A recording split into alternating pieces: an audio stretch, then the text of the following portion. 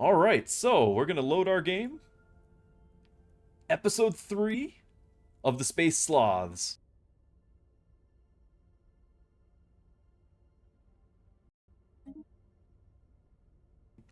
There we go. In the Drushkis Enlightened Kingdom.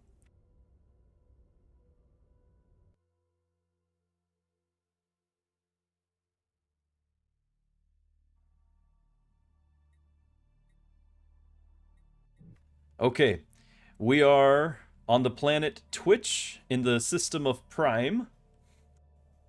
And here we are, we're the green guys here. Initially, these purple guys, you can see there's a bunch of purple guys. These guys weren't quite so purple earlier. They were hostile, but we made them warm up to us. We've made them our friends. And then there was a little bit of a showdown over this system. It's a black hole. Within this system, not only is it a really cool black hole, but there is a mega structure, a ruined matter decompressor from an empire of age gone by. If we can one day repair it, it'll be a major benefit to our empire. The neighbors had claimed it. However, through an event that we had no say, no part in, their starbase mysteriously exploded, and we were there to claim the system for our own. They didn't like that much, and so they were gearing up for war. They even made claims on our systems. But their neighbors, the rest of these purple guys, were our friends, and they are a federation. They declared war on our neighbor, conquering our neighbor in a political sense. They converted their government ethics to a similar one to their own and absorbed them into the empire, into the federation. And we're trying to stay friends with them all. Meanwhile, there is a hive mind to the south, and we just met another hive mind to the north. We're trying to claim all of these star lanes going off into the distance. A lot of useful things out there. We actually have another mega structure. This one, if we can repair it, it's a sentry array that apparently ages ago once was able to keep track of everything in the galaxy, so we might be able to repair that someday. Oops. And so, we have a number of things going on all at the same time. We have our Admiral Jiito, one of our followers here. He has just successfully cleared out a lot of the backwater territory that was plagued by mining bots that were attacking all civilian ships along the way. So he's been clearing that out, and now he's heading home to repair. We had just claimed this territory. Our new neighbors, we're trying to be friendly with them. This multitude, this is our new major threat. The other guys to the south, we do not touch them. We're not bordering them. These guys don't like us, but they're part of a federation that does. So the north is the worry, and they're actually trying to rival us. They're trying to create conflict, create a war. And we're hoping to avoid that because we can't even begin to hope to compete. Yeah, we don't even have alloys to upgrade anything. But we're going to go ahead and unpause. And as things happen, like this, we'll zoom in, we'll find out what's going on. So, I believe this was...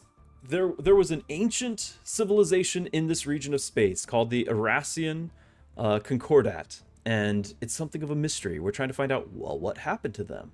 And so if we can get enough artifacts of their people, we will learn the truth. And this was just now. We had saved right before we found this, but there is another artifact. It reads, "We have recovered the remnants of several research logs from the debris field above Avor 2. Their final entries are all focused on finding a cure for the Javorian pox that was sweeping across the Irasian Concordat. And they grow increasingly desperate as the situation worsened. The last entry reveals that the pox had spread in an uncontrolled fashion on the space station itself. An attachment details all of their failed attempts to produce the cure in vain hope that the data would be useful to future generations of Irasian scientists." An interesting find. We gained one of the artifacts we need, along with some science and a few minor artifacts. Let's check our situation log to see our progress. That is only our second artifact. We need 6. Mark the other one. We know of one more. Oh, there it is.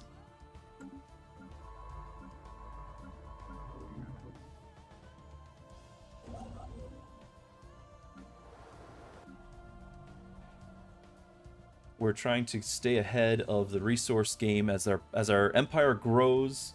The population, they eat food, but they also need consumer goods. They need to have their microwaves and, you know, the various things that you need to keep them happy. Cardell, yes, we have a second hive mind. And that doesn't necessarily mean anything in particular, aside from we can't have a matching ethic. We can't have common ground in that sense. And so we might be able to still make it like us, but it's just a little bit harder to do. And there are certain types of hive minds, I don't believe this is one of them, where they are... Yeah, it's not one of them because they'll actually talk with us. There are certain ones that they are just devouring swarms. There is no diplomacy, there is only war. And this is not one of those. At first, we didn't know. So that was a little bit of a concern. We are trying to improve relations. It still is dropping. They have a fleet power overwhelming compared to ours. They're in a belligerent stance. It's not pretty. In fact, because we're starting to border them multiple times, I'm actually going to do what we had talked about in the past. You can arrange a government. We have a council. There's Pastor Drewski as the pastor. Instead of a king or a ruler, he's a pastor.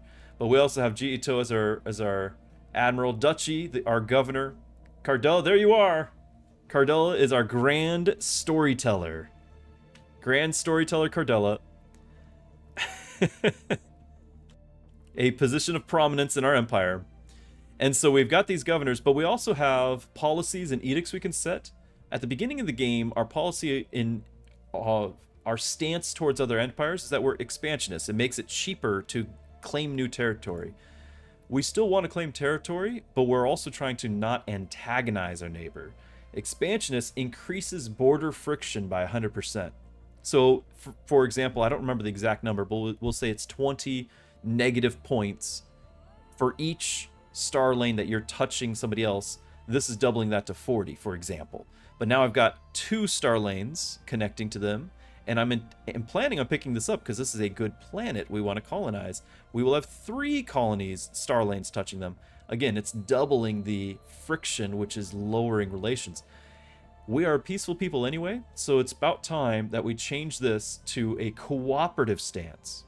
This will mean our ability to improve relations is made stronger, so we hopefully will overcome their harming relations stance, but it also will reduce border friction by 50%. So rather than doubling it, we're cutting it in half. And since it's been, you know, we're actually looking at what, a quarter of what it currently is. So that's worth changing. The downside of it is if we wanted to do any sort of spy activity, it's harder to accomplish, but we're actually not worried about that. So we're switching that. We're also locked into anytime you make a change in the government, it's not something that you can just switch willy-nilly. So we are locked into this change for 10 years. We can't change that back. But that's okay. We're willing to make that commitment.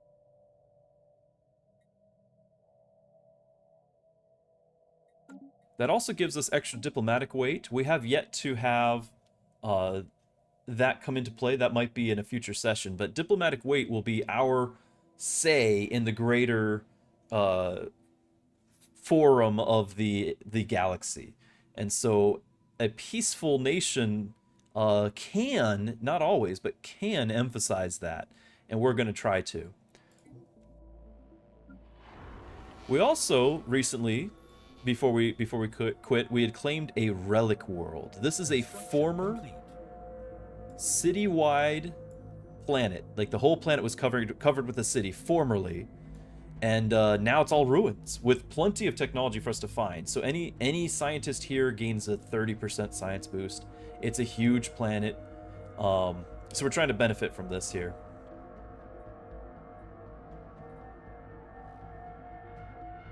It also sounds very interesting. And we've been scanning the debris from the, I apologize, to move the camera in Mechabellum, you hold the right mouse button, and that's not what you do here. That's a spin the camera. So I'm mixing the two. So we're scanning debris of the battle. We're going to continue to do so. And something else that happened, we're going to come in here and study a species that's colonized these amazing Gaia worlds, paradise planets. Normally one planet, one Gaia world is a rare find in the first place. Like, you normally don't find them whatsoever in the galaxy. This system has 6, and they're all colonized by the same species, and it's kind of a mystery. And so we're going to study them when we get the chance, but we have to build another outpost in that star. We didn't have the time because we were racing to claim the border here. We actually wanted this one as a bottleneck. We failed to get the bottleneck. It was unfortunate, but we still got the ones that mattered. We're getting the mega structure, and we're going to hopefully get this planet here as well. Survey complete.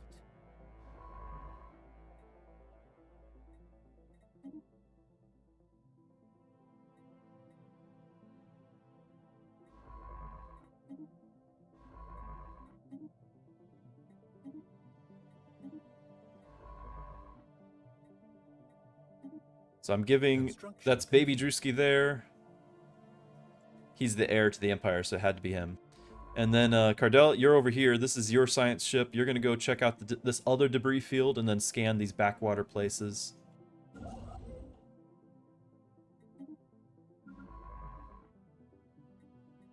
Anomaly found. Aha!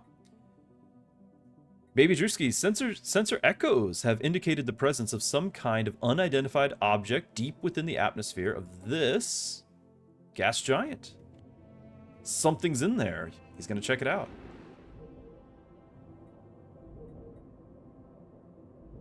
So there he is. Trying to find out.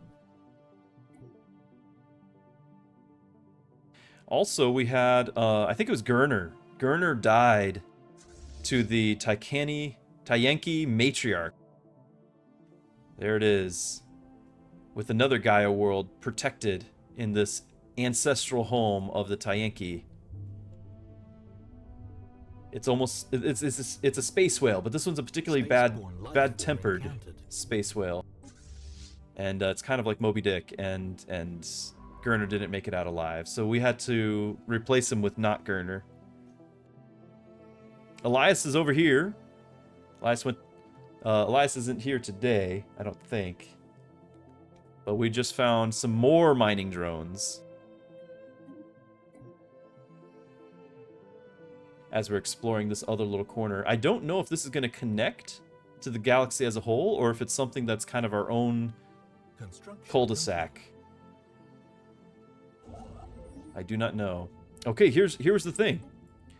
ISS Walter Raleigh, that was Baby Drewski's ship, has picked up a strange energy signal coming from somewhere deep inside the atmosphere of Ep.3.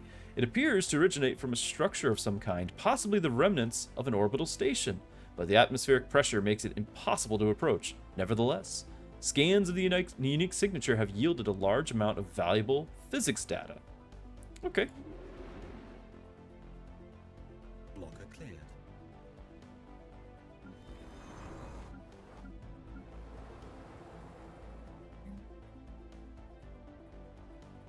Research complete. Oh yes, something I hadn't mentioned. Our beginning. All the way back at the beginning of the Empire, we picked out our origin. Every species has a unique origin. Well, not necessarily all unique, but there's like 20 special origins that make you kind of asymmetric with everyone else. Our origin is that 100 years prior to spaceflight, one of the planets in our system, the Divider, was destroyed by some outside force. We don't know if it was just a natural phenomenon or a weapons test or platform from somebody else outside. There was much division amongst our people, thus the name Divider, and therefore about a third of our people, they decided to essentially become preppers, and they left our planet to go to the new planet Den that we orbit here, which is a desert world, but they decided that they would rather be there and defend themselves and not risk going out into the stars. In fact, they're mad that we do. They're mad that we like aliens, and so there's a lot of times we disagree. However, a scientist from Den has requested to join us on Twitch. Crispin Scott Jr. styles himself something of a martyr in traveling to our doomed world, because they think we're going to be getting killed by the outsiders. He hopes to preserve our technology from destruction by outside forces. He reaches out to us because of the limited facilities on Den are stunting his research. Our scientists have vouched for our potential visitors' good behavior. Now we can welcome him, and this could be Eisenhorn's alter ego here. However, we're already over our leader capacity. We are over our leader capacity, and we're running out of things for scientists to do. There's not a lot to explore, because once this area up here is done, it's probably owned by some empire. The galaxy is filling up, and so there's less things to scan. And because we're already over our capacity, the more over you get, the more expensive they get, leaders do, and the less experience all of your leaders gain as a soft cap. So it discourages you to go over. So I'm actually going to tell him to stay on the rock. We're going to wait for Eisenhorn will get a leader named after him, perhaps when one of the existing ones passes away. But we've had several events take place. We had a research complete.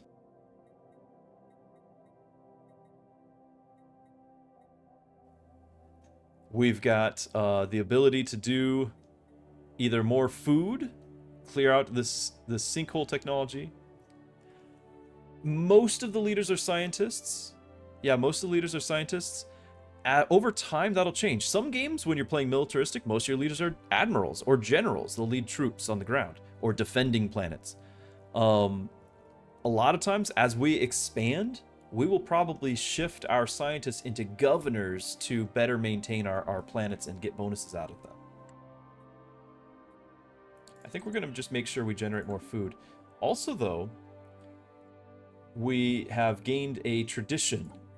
And so as we gain the unity points, they expand our empire as a culture into more types of traditions. So we've already focused on our leaders. We've made our leaders through aptitude. They get extra experience and levels and all sorts of things for the leaders.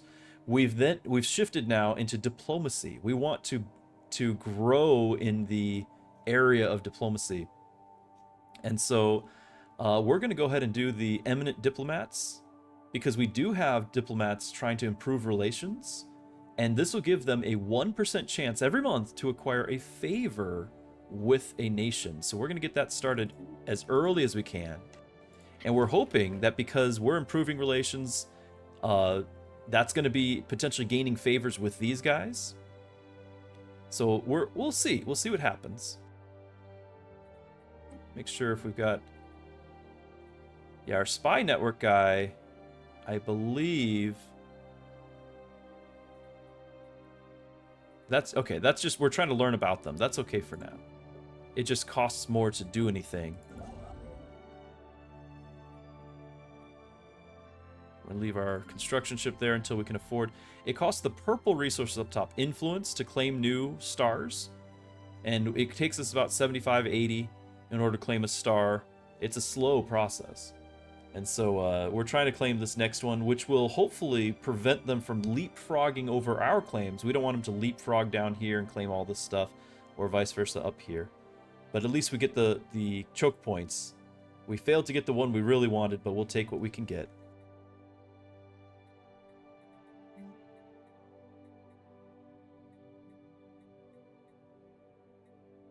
A lot of these planets, we're using up a lot of consumer goods. There's things we would like to have that we just can't afford.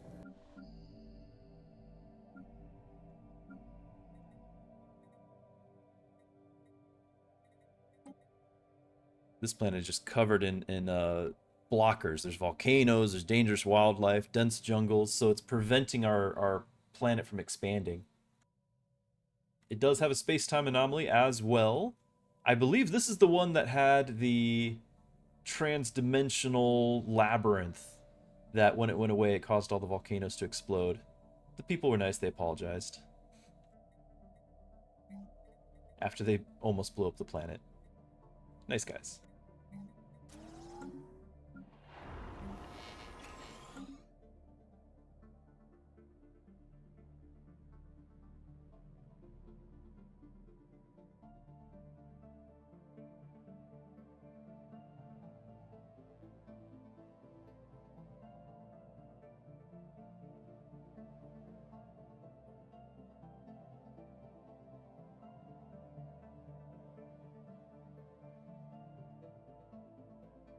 We have a colony ship going to this planet. We are almost able to claim this one. Just shy. Less than a point. There it goes. We're claiming the system. That just spent all of that. Complete.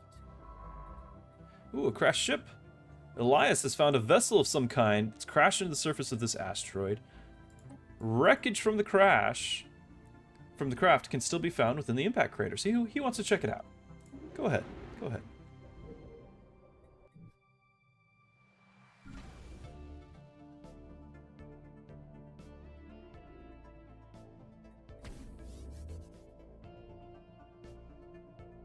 Zombocom! So, it's family friendly. We're not going to have swearing. We have automod. But I am tempted to say, because Zombocom, anything is possible with Zombocom. I remember Zombocom. The only limit is yourself.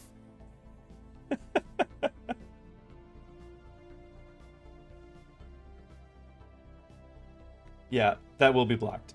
But I do appreciate the name. I'm assuming you remember the website Zombocom. It's probably still live, and I used to. Yeah, I probably am too old. I used to troll my friends by setting their homepage to Zombocom, and they had no idea how they got there or why. Oh, and we just read about the crashed freighter, and I skipped it. I was distracted. So the crashed freighter, I forget what it says exactly, but we gain some resources to study or to benefit from it. Ships upgraded.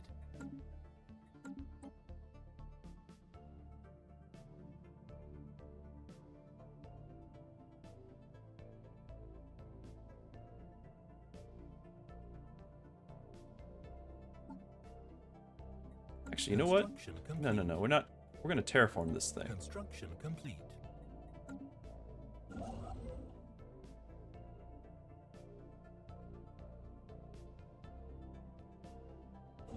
System survey complete.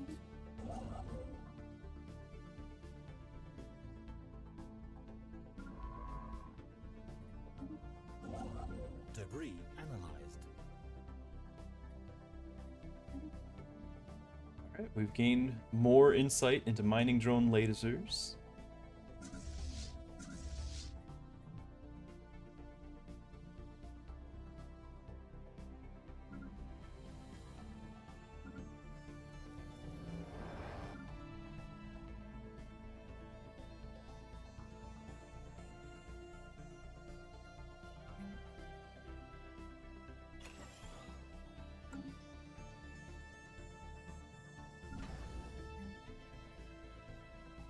So, what we need to do for this system, for this planet over here, we could colonize this with one of the Anomaly neighboring species that we have a migration pact with.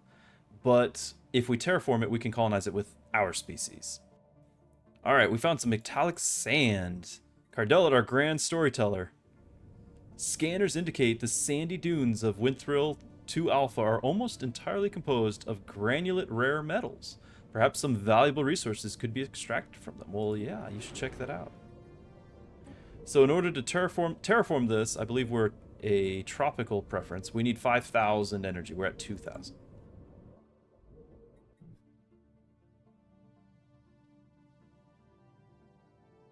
Yes, research the things.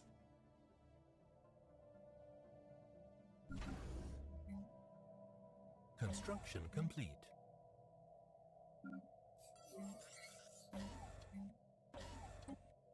Okay, here's what you found. The crew is excited to report an unanticipated find on the surface of the planet. Not only are there plentiful sand dunes on the planet composed of rare metals, the sand itself is almost entirely composed of countless broken nanites. These microscopic machines are millions of years old. Their structure degraded far beyond any chance for reactivation. While we cannot determine a source of origin for these nanomachines, the society that created them must have been highly technologically advanced. Science officer Isis von Braun, I think they got the they put the ship name instead of your name, postulates that the nanites may have been used to terraform the surface millions of years ago. Astounding. We gain the ability to mine a bunch of minerals. We gain a ton of engineering research, 200 nanites as a resource, an expendable strategic resource. Hopefully they're not replicators. And an L-gate insight. Now, we haven't really talked about the L-gate, but we have an L-gate. Up here, at the Maw of the Truthsayer, there is a mysterious gate. An endpoint of an obscure tangle of subspace routes, otherwise inaccessible from normal space. It is currently just a relic. Ooh. It's currently just there. However, that was our first insight into the L-gates. We've learned of a mysterious star cluster somewhere just beyond the periphery of our galaxy. It can only be accessed through L-gates, artificial subspace portals found in certain systems. These gateways have been deliberately disabled by someone. And for now, we lack the necessary insight into the subspace mechanics that govern their use to lift the lockdown, but we just found one. One of 7. Perhaps we will open it one day. Should check that out. Before we found some text by alien explorers, and we never actually translated it.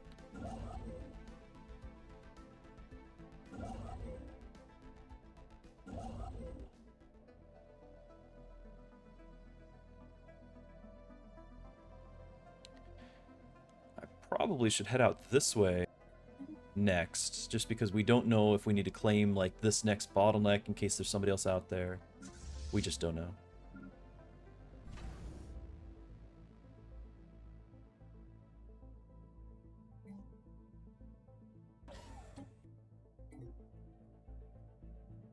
We also, in the system with the L-gate, we need to upgrade the starbase just in case our hive mind neighbors do go hostile. It'll probably be no more than a speed bump to them, but speed bump is more than nothing.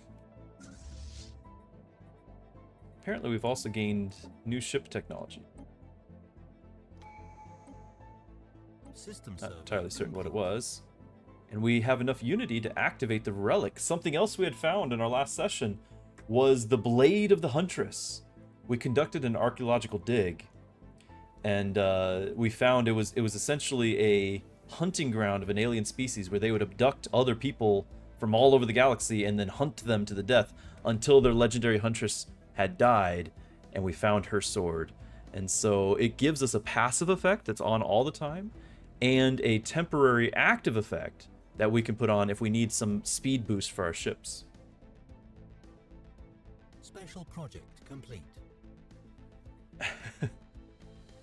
Have the bird people forgiven us for the not terrorists that allowed us to take the system? Ooh. Hold on.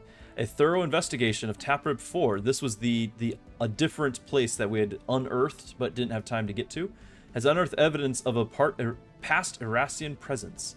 An away team from the ISS Walter Raleigh has managed to bring a relatively well-preserved artifact back to the ship, which should hopefully increase our knowledge of this ancient civilization. Another artifact and more science. That should be our third in the precursors. Yes, it is, but there's 3 more to go. So our neighbors, the bird people, they are still hostile. They don't like us, but they got conquered by their neighbors who forced them to change their government type. And so their ethics now matched those guys, which happen to match ours. And those guys like us. So now, after they were conquered, they then, because they matched it, the puppet government said, hey, let's join that federation. And so they are now part of a federation. These guys don't like us, but in order to declare war, they need the whole federation to agree to it, and the rest of them do. And so even though they don't like us yet, they can't declare war. We have a non-aggression, we have an association status with the federation. So in order to declare war, we'd have to break that status. That's a non-aggression pact. We'd have 10 years of peace enforced before any war could happen. And so we're safe to the south for the moment, and meanwhile we're trying to improve relations. It is trending upwards, just slowly. However, Elias has found a debris field, which is part of it. The debris field, which the asteroid is part of, roils and swirls under the influence of unknown forces. Certainly need to check that out.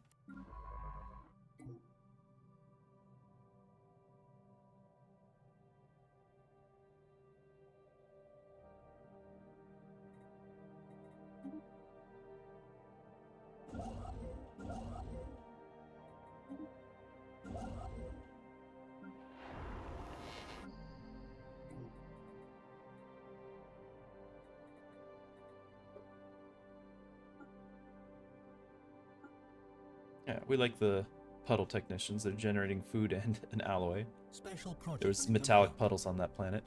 Special project failed. Our linguists have been unable to understand the entirety of the alien language in the old documents found. That was that explorer text that we tried to get. We failed. However, they managed to translate the essentials, which have given us a glimpse into the culture they originated from. So we get a chunk of influence. It's unfortunate. We'll take what we can get. That's enough for another star system.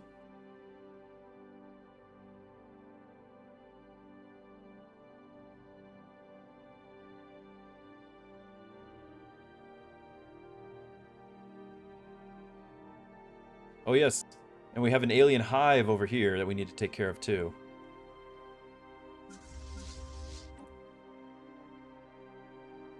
Still didn't quite figure out what the upgrade would upgrade to. Complete. Protests are springing up across Twitch. These large and colorful assemblies have gathered in support of singularly frivolous issue. From the right to hold public dances inside financial institutions, which colors should be painted onto our defense platforms.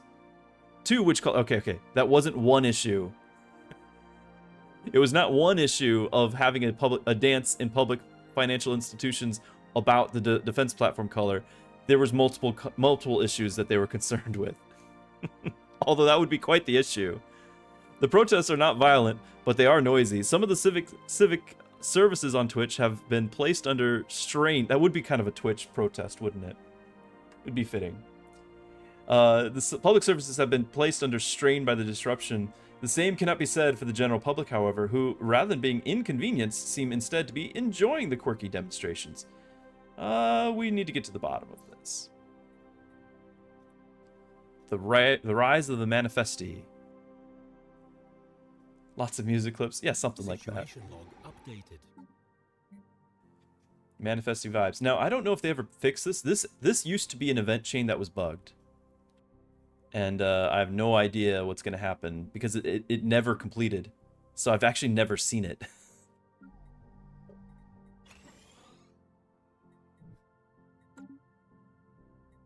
Also, whenever it did pop up, I was usually playing some sort of authoritarian, something mean guys, or just grumpy guys. I'd be like my space dwarves or something, and they don't have time for this, and so they would just crush it. But we're peace-loving sloths, and so we might have to tolerate them.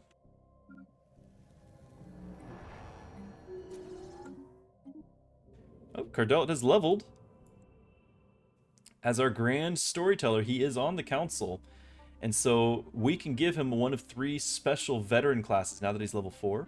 The researcher, though, is special if you're on the council. You get an empire-wide 7% bonus to research. We're doing that. A dimensional pocket. This was the the debris field here was being affected by some sort of gravitational wave, the Sojourner never made it all the way to the asteroid to study the anomalies surrounding it. The ship, along with Science Officer Elias and crew, blinked out of existence as it was navigating the debris field, and then reappeared minutes later. Elias reports that they found themselves briefly in some extra-dimensional space. External viewports revealed that they were surrounded by countless ships of alien design, suspended in seemingly endless void. Before the crew could get their bearings, the vision abruptly faded, and they found themselves back in regular space. However, roughly half of the crew are missing. Science Officer Elias speculates that they may have been selectively trapped by some unknowable mechanism in that strange place. Unfortunate. But Elias gained some experience. Construction complete. Construction complete. Yeah, I wouldn't want to have that happen. Oh, dimensional drift. The missing members of the crew, thought lost to the dimensional rift, have reappeared. They hailed us from aboard an unknown vessel, not entirely dissimilar to our own science ships, idling close to where the ISS Sojourner originally experienced the dimensional disturbance. They claim to remember nothing of their time outside our dimension, aside from a vague awareness of having been away for some time. They wish for nothing but to return to service under Science Officer Elias, and intend to surrender their ship to Druskish authorities. Well, we could just say very well and get a free science ship. We don't really need one, but we could.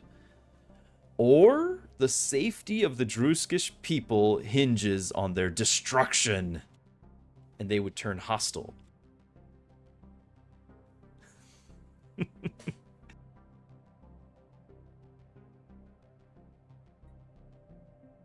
Where's Dutchy to tell me to not trust the aliens?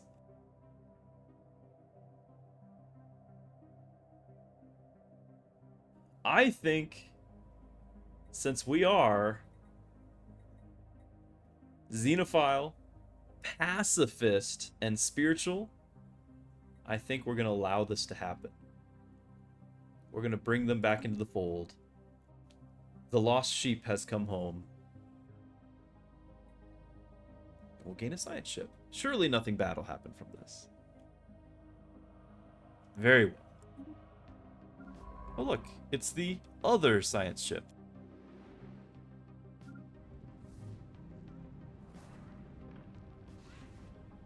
There it is, glowing from another dimension.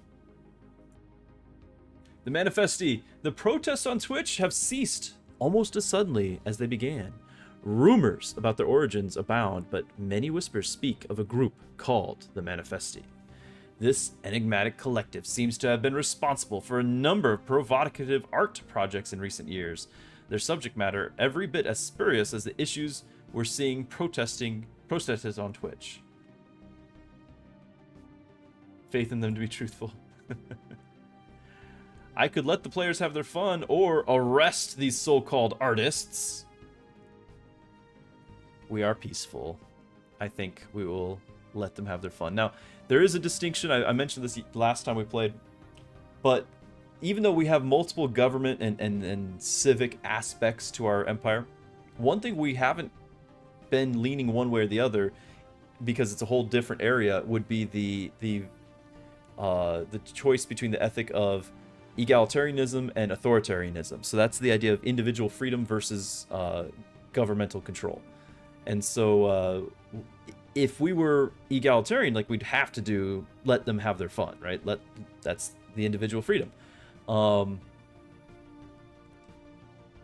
We're not that, but we are peaceful. And so rather than just arresting everyone, I think we'll let them have their fun.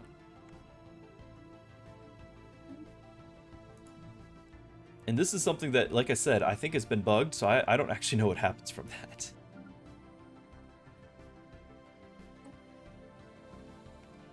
Now, this other science ship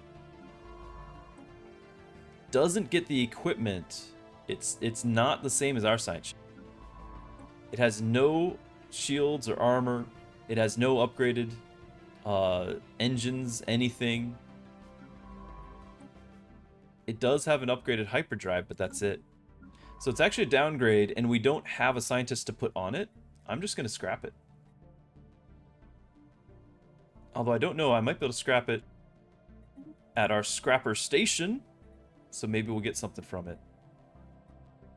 Oh yes, and I forgot, we could pay them to help us with engineering research, but we're trying to save up our money. These guys are within our borders. They like us. We're kind of their stewards here, their patrons.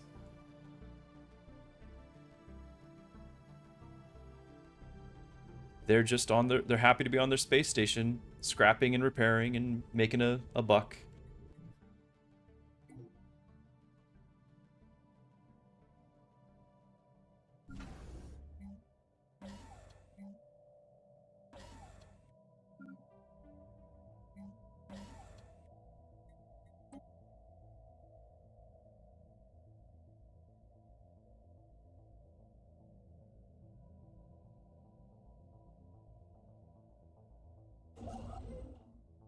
System survey complete.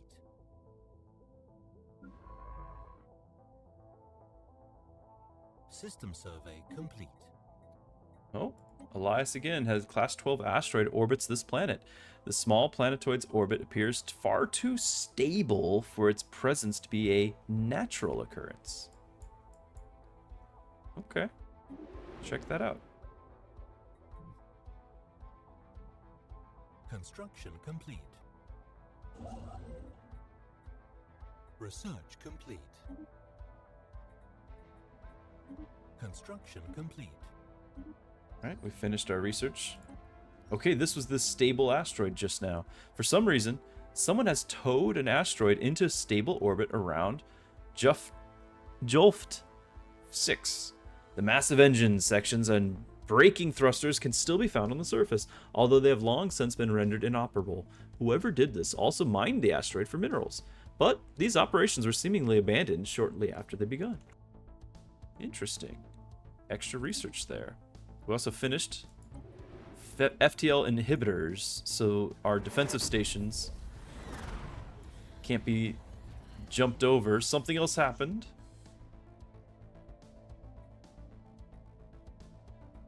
Try to make a judgment call over here while I have a second.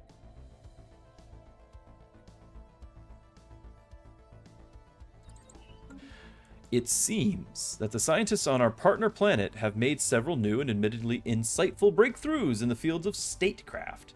Despite their paranoiacal tendencies, it's fair to say that in this case, their technology has outstripped our own advancements. They are willing to share their insights in exchange for us barring any more aliens from entering our empire. A steep price. We would gain 80% progress on adaptive bureaucracy, but it would apparently clear relations. I don't even know what clearing relations means between country of Combine Vestalis and country Drushkis. So who is that? Who is that? Combine Vestalis. I think these are the guys. Yeah, we have a migration treaty with them. And I think that's what they're saying. They don't want us to have the migration treaty anymore. They want it gone. And these guys are friendly, and they're improving our relations, but breaking the treaty could be problematic. Although it is costing us a little bit of influence. Looks like a lot of aliens in this galaxy went to great length to do incredibly exhausting and useless actions, yes. Like stealing planets and moving asteroids around. It's true. It's true. And most of our time is just trying to figure out why in the world would they do that.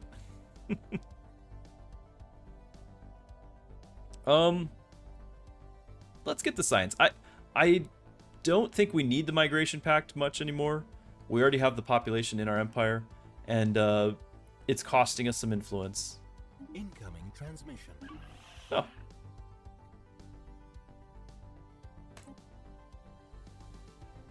They immediately wanted it back.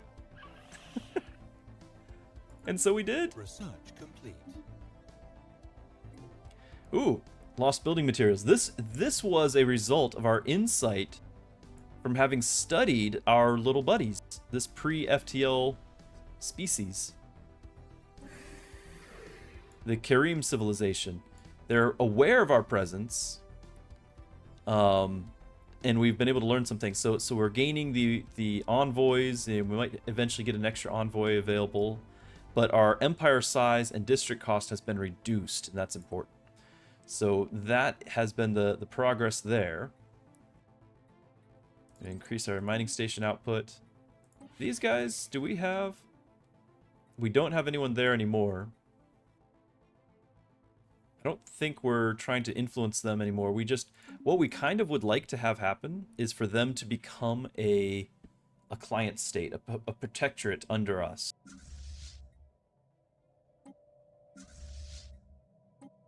Okay, it was just the older style that was needing upgraded. Construction complete. Ships upgraded.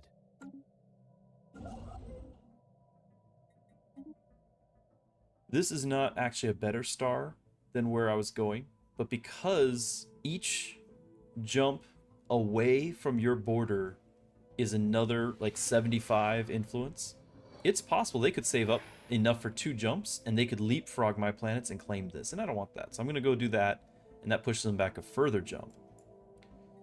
I think the Manifesti are back. A subversive dialect has taken root within our art centers and educational institutions. Its origins lie in another project penned by the Manifesti. Linguists note that this so-called Uslop speak, all words relating to our economy, have been replaced with expressive grunts. We should try this. More worryingly, its many and colorful insults all seem to derive from the names of prominent military figures. This has drawn formal complaints from the individuals' families. We can keep an eye on this. Speaking Uslop added for a year, get some happiness.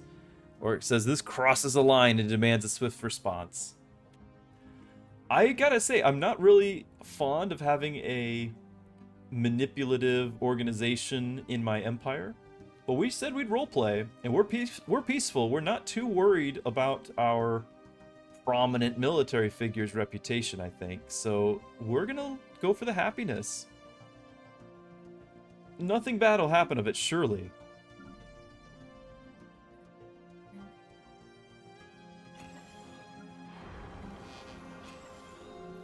System survey complete.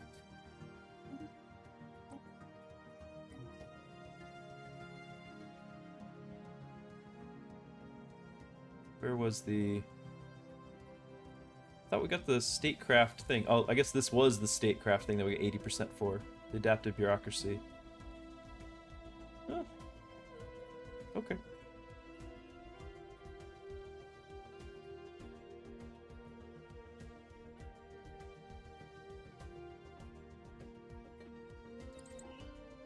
Could events be triggered by other empires sending spies? Yes!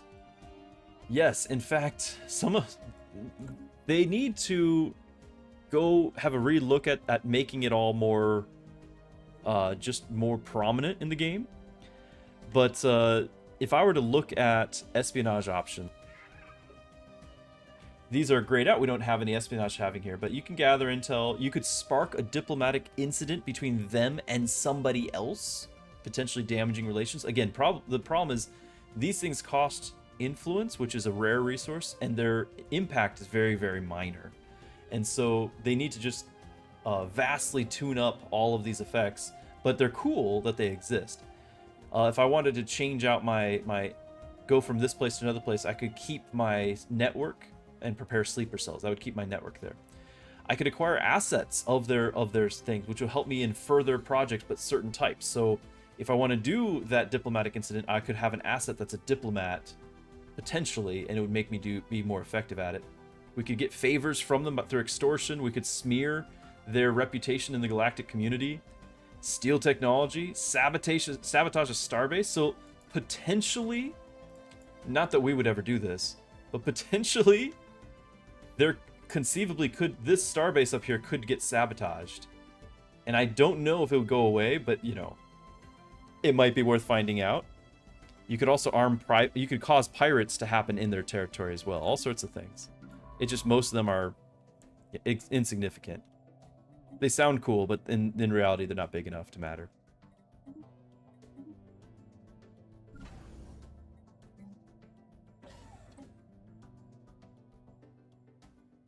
So I hope they revisit it and make it better, because it's in the game. It's cool, but it's just not good. Another planet, a desert world.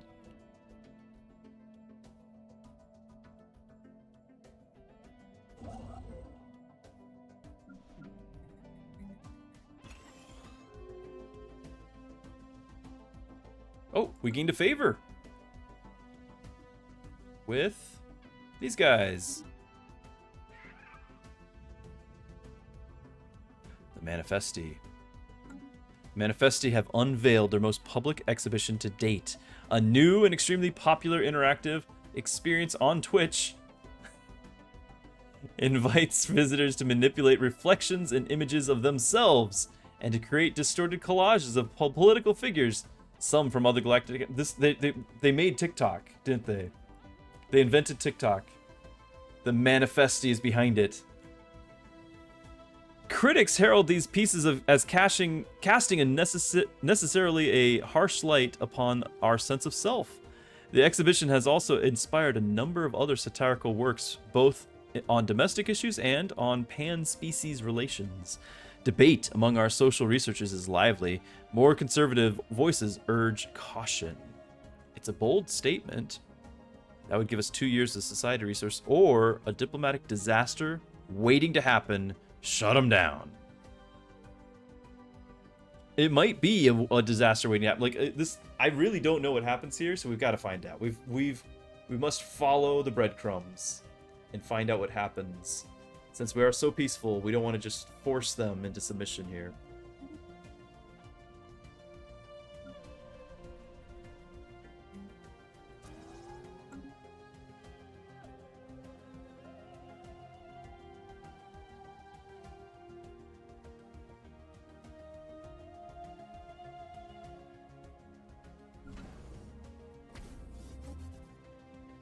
So I'm going to upgrade our border starbase to a better defense. Jiito leveling up our Minister of Defense. We could give him more max influence from power projection. That would be very nice. Lower his upkeep costs. Starbase upkeep costs across the galaxy. We could make them cheaper, but I think we're still more interested in that influence. And we've discovered Quoth aliens. Until we can find more about them, if they possess a language, we must decipher it in order to establish communications. We found somebody new. Colony established.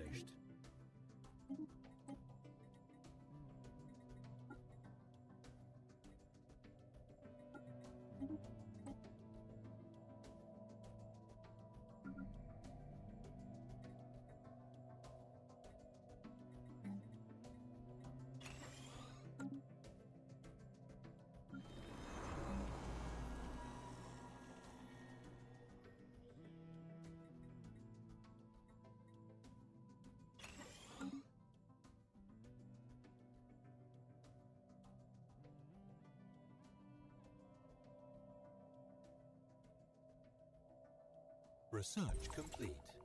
Oh, whoa. Lots of things. Rise the Manifests. Rumors abound that a new faction may be formed. Inspired by the so-called Manifestism, its proponents speak of contradictory and bizarre causes such as free movement of rivers and greater personal autonomy for munitions. Existing factions complain that their own events are being disrupted by these Manifestists, whom spurious queries are interfering with acts of everyday governance. Interesting, or root out these time wasters. It's interesting. Finished our technology. This would lower crime across our empire, but do we have crime? This is the crime statistic. Looks like there's 0 on every planet. So no crime. Let's grab this. This is a early game weapon that is a anti-shield weapon. It'll like doubles damage against shields. So if we're going to benefit from it, we'd better have it now. We're not trying to build a massive fleet or anything, but we do need to have enough to defend ourselves. Construction complete. These guys are no longer trying to harm relations. That's very good. Okay, a new faction has recently been gathering traction in the internal political landscape. They call themselves the Manifesti Dalliance. Their members have sparked colorful protests on various anarchy issues, demanding a more expressive and egalitarian society. Okay, what is gonna happen from these? They assert that technology research should be entrusted only to a visionary council of carefree roamers. Wow, and a huge portion of the population wants these guys. Gallery of the Retina. It will please the Manifesti Dalliance to keep consumer goods production in deficit, keeping our citizens free of what they call the ready-made scourge. No, I'm not doing it. Ruler has the Empire ethic. Yes. Represent on the council. No, they're not. Wow. Now you can manage these factions, and I could actually suppress the faction. They're currently all at this 25% anti-economist. It seems like it. They're 25% approval, so they don't like the government, and that's causing a 10% happiness drop on their 24 pops throughout our empire, which means they're less productive. Now we could suppress the faction.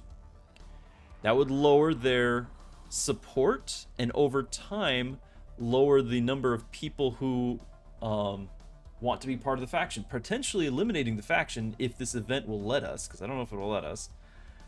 But it will do like minus 75% approval, meaning they'll be even more unhappy during the time. And this is a lot of people. In fact, it's got 30% of the, like, see the magnet there? It's like attracting more people.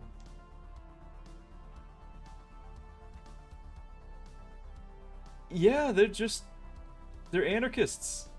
I don't know. We might be peaceful, but it doesn't mean that we have to tolerate them. Remember, we're not egalitarian or authoritarian. We kind of have our leeway on what we want to do here. We already have an egalitarian faction for those who want like individual freedom. That's the Alien Reform Lobby. That shares Xenophile and oh, it's not showing the other one, but it's both. I'm gonna try suppressing them. They're already mad.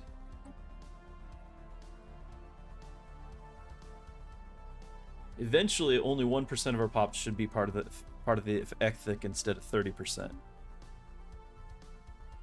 We gained a favor on these guys.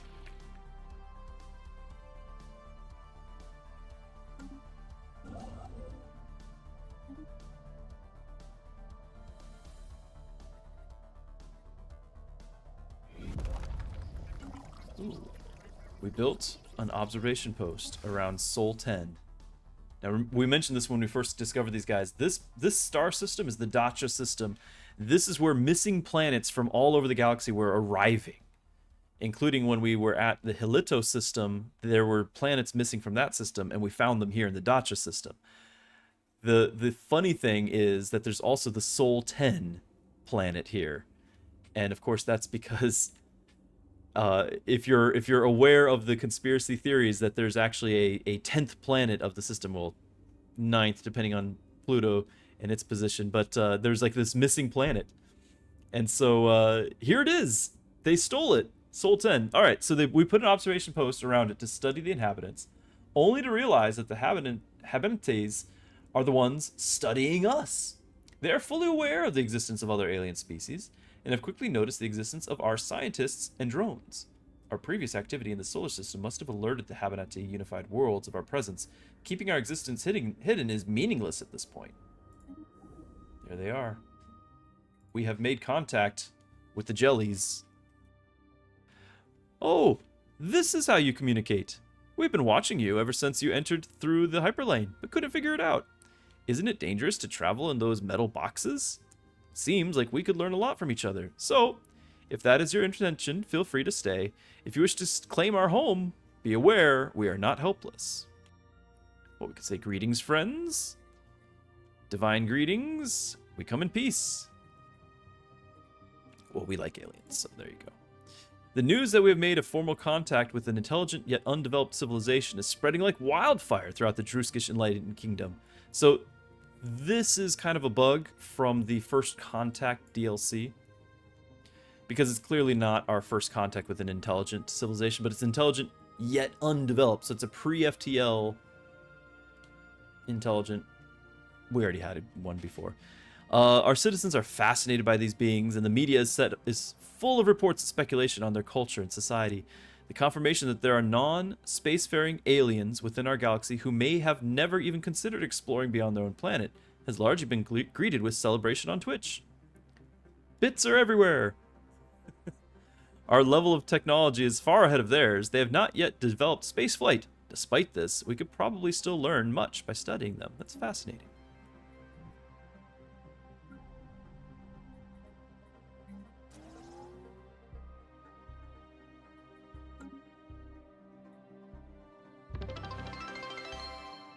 They did.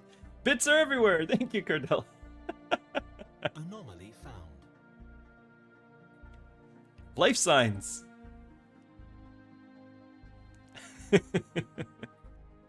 We've detected life signs coming from somewhere beneath the barren and lifeless surface on this planet. What manner of organism could possibly live there? Well, Elias, you need to check that out.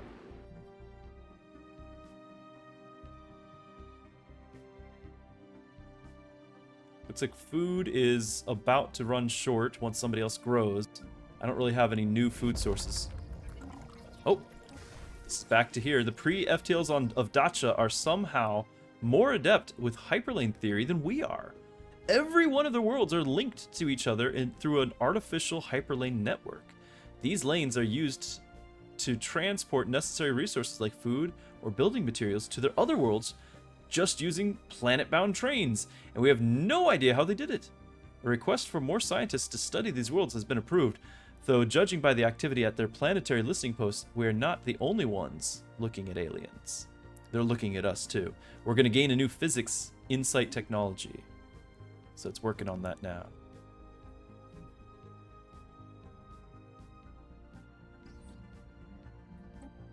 Oh. Elias, some kind of burrowing silicon-based life form, inhabits a vast network of tunnels beneath the barren surface of Tile 6.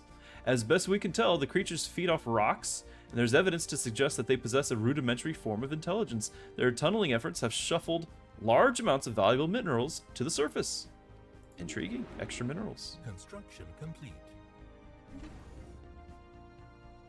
Okay, this is our capital station at Prime Station.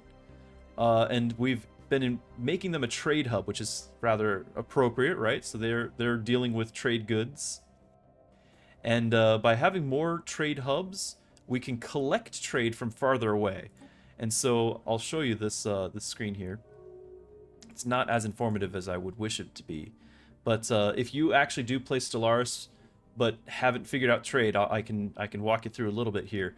So a station in a system will collect trade within its system. So any trade on our black hole there, or the other one up here, or our shipyard here, they will collect it, and then they'll send it back along these routes towards our capital. That's the dotted arrows.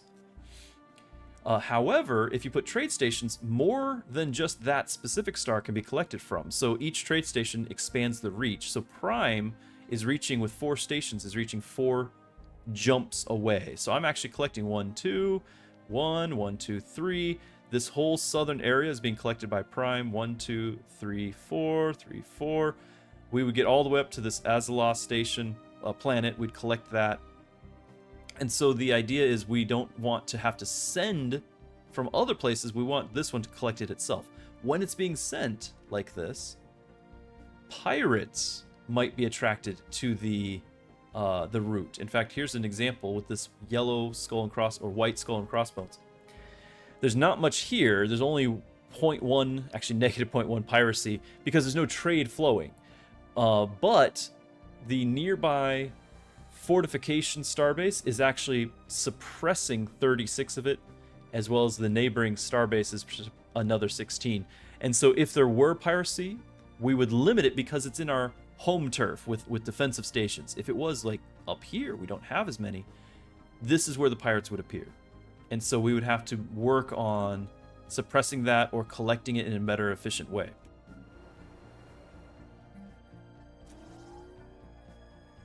Do I have the mineral building? Don't think so. Yeah, we're going to keep the way we are.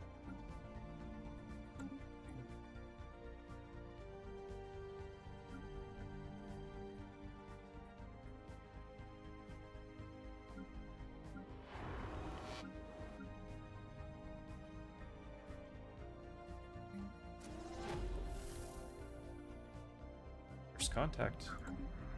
It seems our linguists have suffered a major setback on their attempts of codifying the language of the Quaff aliens.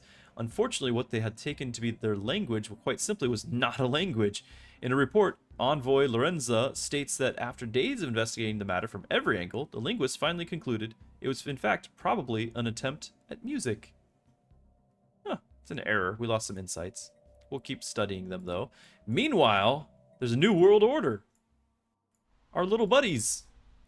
Preaching a radical doctrine of planetary unification, a charismatic leader has appeared on Excavus 4. Now, only a small and relatively ill-equipped band of rebels stands opposed to majoritarian rule. We can watch and learn. We could aid the leader, or we could aid the rebels. Huh.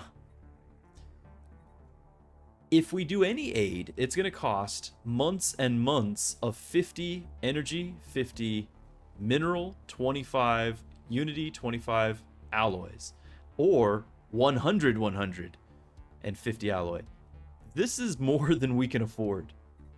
We are a spacefaring empire, but we're not rich.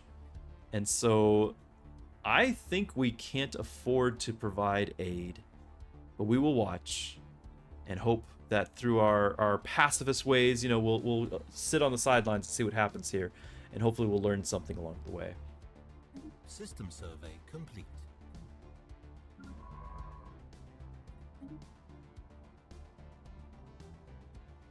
Oh yeah, this does connect out there, doesn't it? It's not a dead end. We need to get over here to Valhallis. Maybe even to Caesar if we can get that far. Quaff aliens. Unknown vessels. The vessels detected in the Prime system seem to be part of some sort of expedition across the galaxy with purposes unknown. They have not made any hostile moves, nor are there any heavy weaponry in evidence. Instead, they seem to be broadcasting repetitive but not particularly content-filled signals in our general direction. Our envoy, Lorenza, is confused, but hopes that the broadcast will help our linguists translate their language. Curious.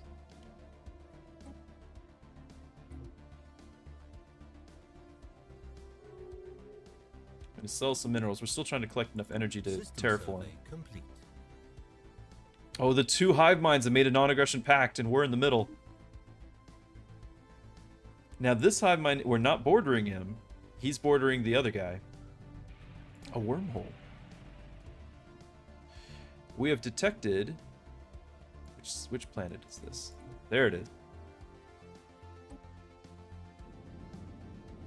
We've detected what appears to be a naturally occurring subspace phenomenon on the edge of the PNE system. A rift with the very fabric of space-time has formed here, creating a wormhole that our scientists speculate may provide a conduit through subspace to another wormhole located somewhere else in our galaxy. It's Deep Space Nine. Depending on where the second wormhole is located, this could potentially allow ships to travel from one end of the galaxy to the other in a matter of days.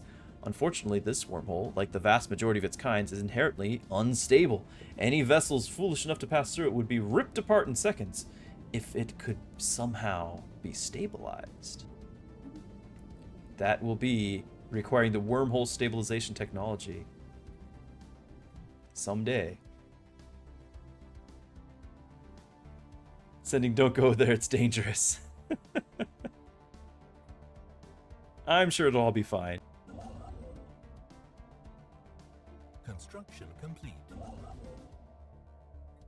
gonna head back this way because we got to race to get that other bottleneck. Okay, another tradition. Our diplomacy tradition advances.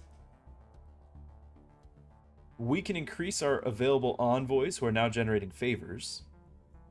We can increase our trust cap, which means that our friends will like us even more. It's either Deep Space Nine or Warhammer 40k, and I hope it isn't the second option. Yeah, exactly.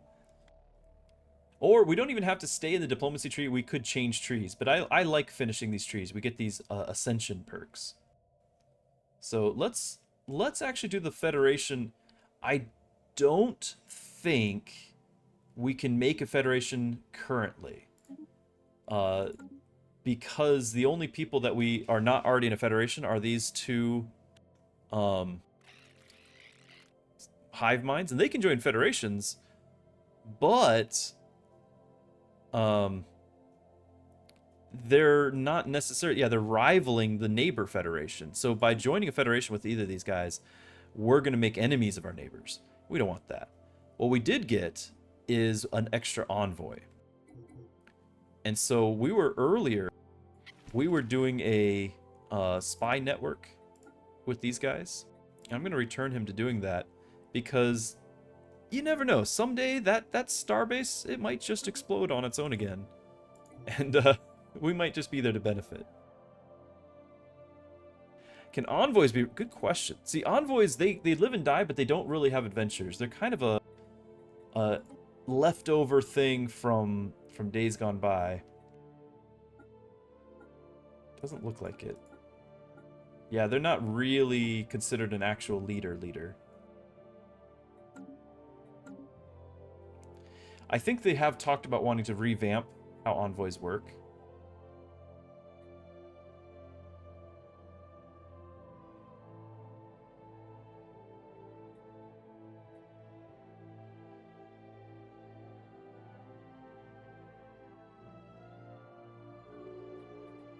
Nice, we're making a whole lot of observation stations and gaining a bunch of tech from that. Rivalry ended.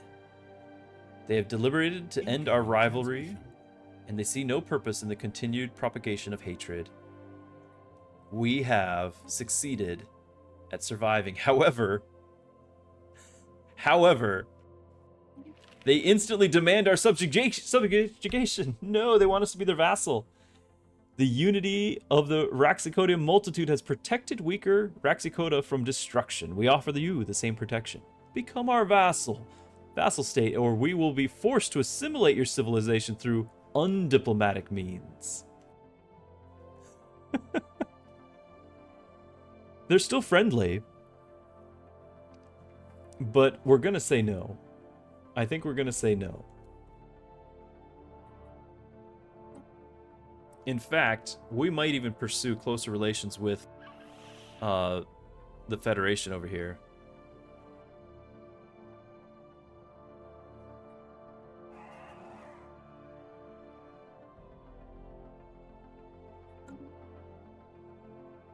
Yes, that's exactly right. We're not worthy of being a rival. That actually is a thing. Like, you literally can't rival somebody. Although we're a little bit better than we were. They were overwhelming. But if you are overwhelming somebody, you cannot rival them because they're not really a rival. You're not on the same playing field. Xenoanthropologists. Several xenoanthropologists from Twitch have returned to the surface of Cider Prime after spending a great deal of time living among the subterranean aliens native to that world. They have, if you recall, there's a underground people living on Cider Prime that we're friends with. They have learned much about their ancient ways and customs, which will no doubt benefit our society research. Look at that. A huge chunk of society. 2,400. We're making 100 a turn, so that's 2 years of research right there. And a gift. As a gift to celebrate the friendship between our two civilizations, a caravan from the subterranean aliens has brought a large quantity of gemstones to the surface. Stones such as these are apparently mined by their empire deep underground, as close to their planet's core as they dare to venture. How kind, an extra 1,000 minerals. Incoming transmission. Okay. Our neighbors to the north are asking for a research agreement. Now, we have a handful of technologies that they don't have. We have 3 physics and 4 engineering that they don't have. They have way more techs 5, 8, and 7 that we don't have. So we would stand to benefit more. It does cost us influence, but most importantly, by having any treaty, it increases our relations. And this would be our way to secure relations. And the research is just a bonus on top. And it basically gives us a percentage bonus when we're researching the tech that they already have. They'll kind of guide us along in that tech area.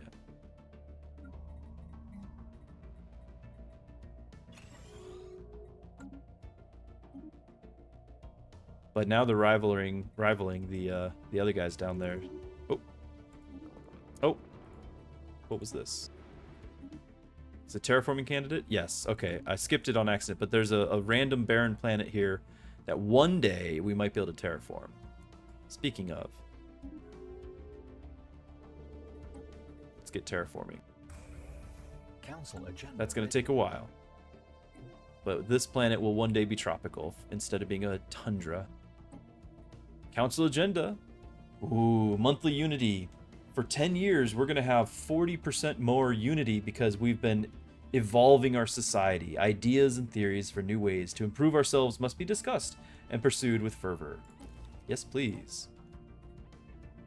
Okay, we can now work on something else.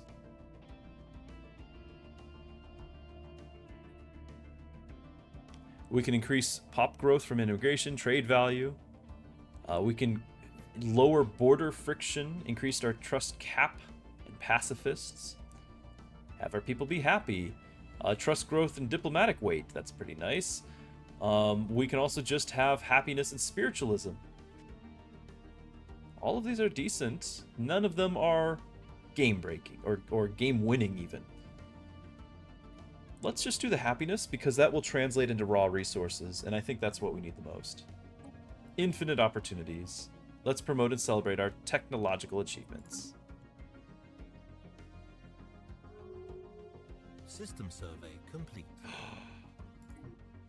Okay, our northern neighbors, they had asked us to be their vassal. We said no. Our southern neighbors said yes. They've given up their freedom in exchange for safety. Their color is about to change once everything rolls over. These guys are now unified. The two hive minds have become one.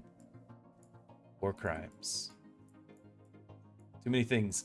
The war on the continental world here, Excavis. Bloody battles rage. We're only watching. We couldn't afford to interfere. Where pro-unification and rebel forces continue to tear one another to pieces.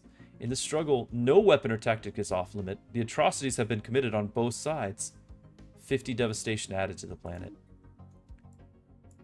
Elsewhere, mushroom picking of equal import. Routine ecological study on our colony of Shiat Prime has stumbled upon a strange fungal life form. The science team reports that the surface of the mycelium is shimmering and colorful, but what was most intriguing to them was the fact that separate clusters were seemingly communicating with one another whenever something occurred within a wide radius. Furthermore, the biology of the organism appears to be clearly alien to the ecosystem of the colony. Puzzled, the local science team has requested specialized support as we might be dealing with a sentient species. We can dispose of them, which would give us a massive chunk of influence, which, as we mentioned, we need, and 1,000 food, or take a closer look. Who knows what'll happen?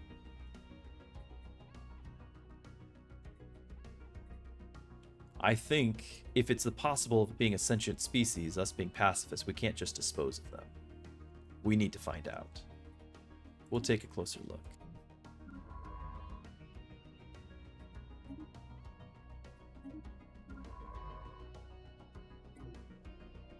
Oh yeah, we sent the ship here. We're gonna see if these guys will scrap. We can pay 300 energy and they will scrap the fleet, but it's only the one ship, so we'd get 20 alloy out of the deal. I was just curious. 20 alloy is not worth 300 energy, but I could do it. So we'll say goodbye, and I'll just delete the thing because it's costing us an energy or two a turn to maintain. It was a fun little trans-dimensional Spaceborne life spaceship, form encountered. but it wasn't getting the upgrades of the Empire, so it was actually going to be slower, less defendable. Evading hostile fleet. More mining drones. Alright, Cardella. You're going to do something. You're going to be brave. We're not going to have you evade. And the reason why is this is a bottleneck. No, it's not. It's not a bottleneck. Alright, you can go back to running away. Boldly running away. I was going to say, I thought this was on... It was like lined up just like this. So I thought this was on the chain. Yes. I thought it was required to get past this one to get to the next one. I thought this was a bottleneck. It's not. I was going to have you manually maneuver around the system to try to avoid them and get to the hyper lane to pass the other side, but it's not here because this is actually a dead end. So off you go.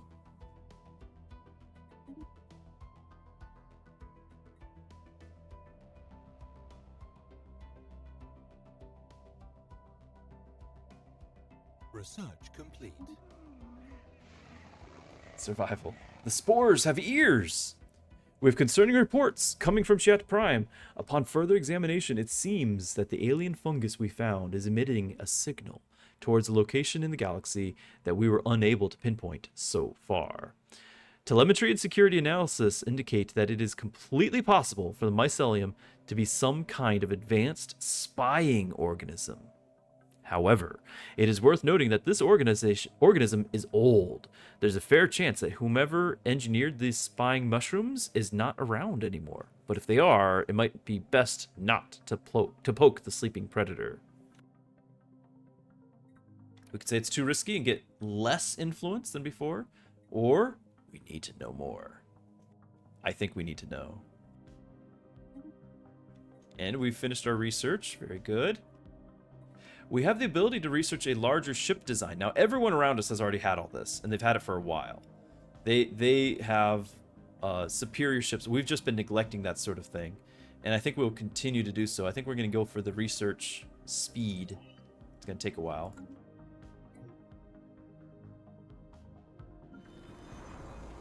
But we are still gaining more scientists as these planets grow. No one listens. Careful analysis of the mycelium, and the signals showed that it was likely part of a network of similar organisms, possibly spanning across the galaxy as a whole, and maybe beyond. While we do not know much, we discovered that as part of the network, this mycelium was also receiving signals from other places. Considering several factors, including the volume of data transferred, we do not think that the network is still in use. The fact that it is still partially active indicates that it is probably just dormant and not destroyed. What can we learn from it? A fungal study zone has been added to the planet.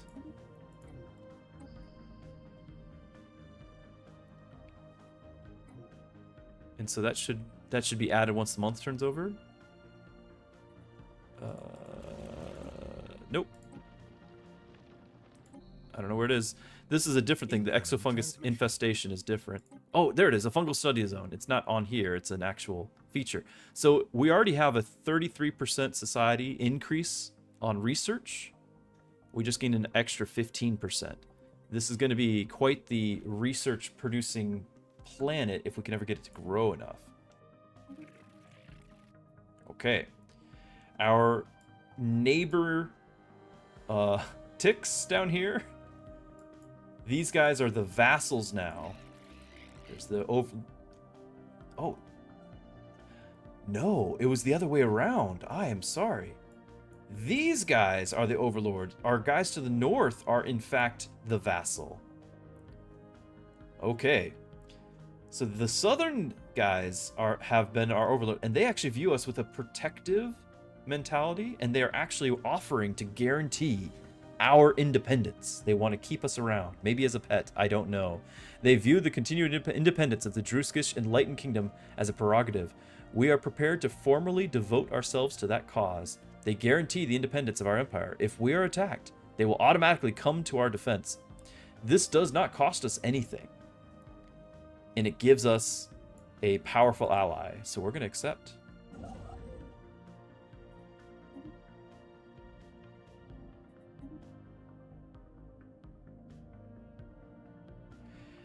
They are overwhelming a fleet? Probably.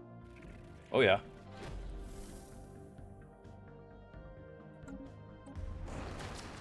Oh, this was the Quaff aliens. We have managed to decipher the confusing, repetitive message the Quaff aliens were sending us. As it turns out, they were commercial advertisements. Apparently, they call themselves the Numistic Order and are part of a group of spacefaring traders that make a living by offering the best deals, or what they claim to be the best deals, to whichever civilization they happen to be visiting at the time.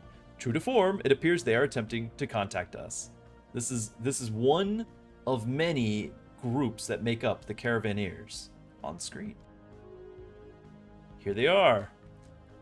Blessings upon you, Druskites. We are the Numistic Order, and we have come in service of Numa, the goddess of fortune, bearing most holy merchandise from distant corners of the galaxy. Our fleets travel the divine currents of cosmic energy, wherever the winds of fortune take us, bringing new deals every time we enter your lands.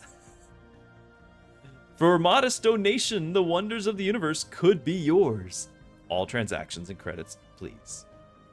Greetings, Caravaneers. I'm going to do something. I'm going to actually open up comms with them. Oh, okay. We'll do this first. When credits pass hands, Numa smiles. They're offering some wares. Let's have a look. Patterns in the energy flow. They are everywhere, yet no one sees. Numa alone can predict the divine ebb and flow of the stock market. And for a small donation, we will share some of her wisdom with you. As always, if you need time to consider, we will notify you before we depart your territory, giving you one more chance to accept the goddess's generous offer. They are offering a unique technology, the Numistic data modeling. However, at a price of 3,500 credits, and we only have 500 because we just spent 5,000 to terraform a planet. So we are, in fact, going to tell them to come back to us. I don't know how long they'll take, but when they do, we'll have another chance. As you wish. We'll contact you again before we leave. Bear in mind, Numa is a fickle mistress. If her mind sways, the deal may change. Okay, meanwhile, we have another transmission. This is the home base of all of the traveling Caravaneers. It's a casino. This is the Caravan Coalition on Shore's compass. Speaking on behalf of the Numistic Order, we will not be held responsible for any previous interactions with the fleet. I could tell them that we were trying to reach the Numistic Order, and they say all affiliated caravan fleets uphold traditions predating the invention of subspace communications. We, here at the trade station Tungle, are the exception. Thus, all calls are routed to us. I'm afraid you'll have to wait for Numistic Order to contact you when they enter your territory once again, or depart it, depending on what you have agreed on. Why not try your luck on the slots while you wait? Once again, we don't have any money, but you can literally play the slots, or you can play the Storage Wars thing, where you can actually, either way, you can open up a container and find out what's inside. It's a loot box, but in game.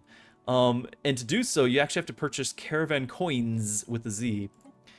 And it's a premium currency created by the Caravaneer Monetization Committee. This is absolutely 100% not a actual real money thing.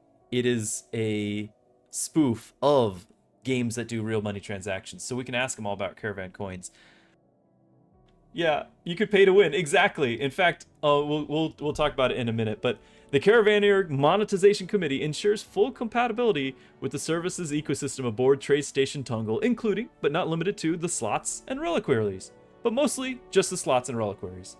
Caravan coins are only accepted at the slots and for reliquaries. So we could buy, and as any good monetization thing is, we can spend an odd number of money to get a random amount of coins, right? So we'd spend like up to 8,450 coins to get 26,000 caravan coins, which then we can spend on the slots and things. And just in case we don't get to it, no, I'll keep it as a surprise. We will eventually try to have enough money to play the slots, but not yet, not yet. We aren't really a money-making group. We'll try to rectify that eventually, but for now, we're just kind of making do. Do we have anyone that can colonize this? Oh yeah, we got the birds. I wanted to terraform this one too, but it's just getting to be too expensive. So I'm going to colonize it with them. Oh, I think our research agreement ended when they became a vassal.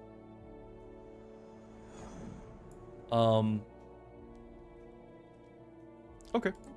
It's not that much influence. Old with defects. Our star bases in the Niskasal system report that the Winds of Fortune fleet has evacuated and abandoned a decrepit ship, now in unstable orbit around the system's central star. So the Caravaneer fleet, there they go. Oh. That's odd.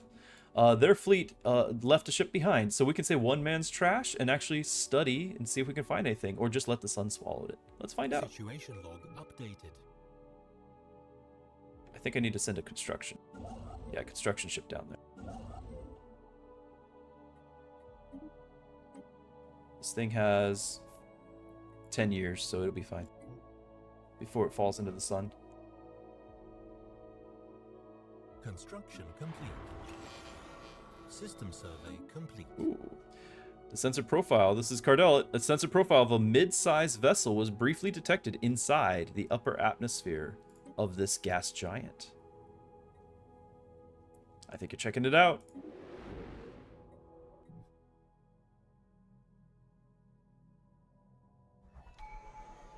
Oh no, they took that bottleneck. We were trying to get up there, but we're too slow. A hush descends. It's like another space whale.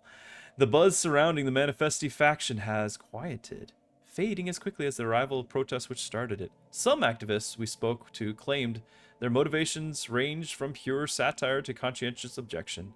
Attendance at galleries and museums have never been higher, but the public gaze has already moved on to newer, controversial groups of artists.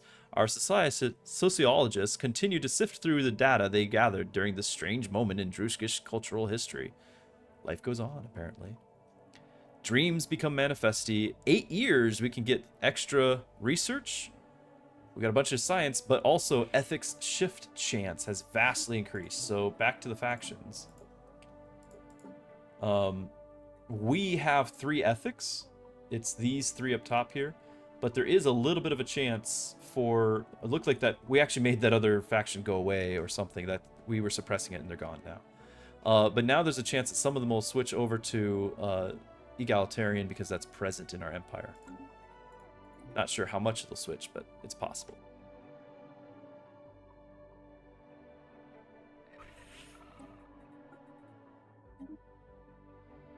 Construction complete.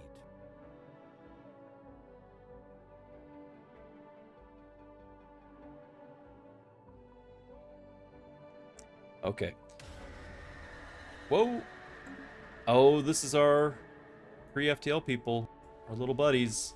The increasingly corrupt and ineffectual local leaders on Excubus 4 have diminished popular support for the war. On both sides, military commanders have been forced into anti-insurgency campaigns to quell civilian unrest. More devastation. But, research.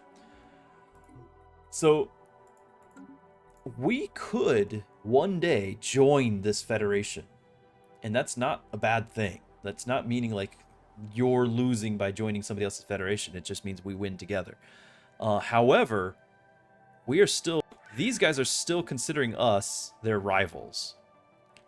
And as long as they do so, we are unable to join the Federation. So we hope that this will eventually be overcome, but they're still harming our relations.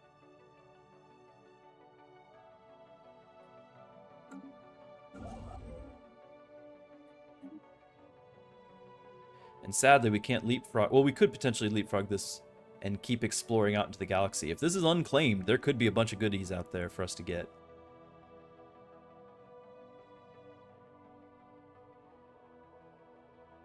But we have to get more influence to do it. The gas giant's ship, Cardella. Active scans of Navi-3 has picked up what appears to be a large ship deep inside the atmosphere of a gas giant. Judging by the nearby debris, there have been several failed attempts to salvage this derelict in the past. Any ship strong enough to withstand such crushing gravity must be a magnificent prize, and Science Officer Cardellet has proposed a salvage project of our own. We can say bring it up, whatever it is, or the effort is too great and leave it down there. Salute, you're ready to go in. Put me in, coach. All right. Influence, though, I know. We're really hoping to... If we can get out here, we potentially could jump them, take Navi, and then we can claim whatever's out here. At least this little section. Similar to what we were doing over here. You want what's best for the Empire. Let's leave it there. Let's get the influence.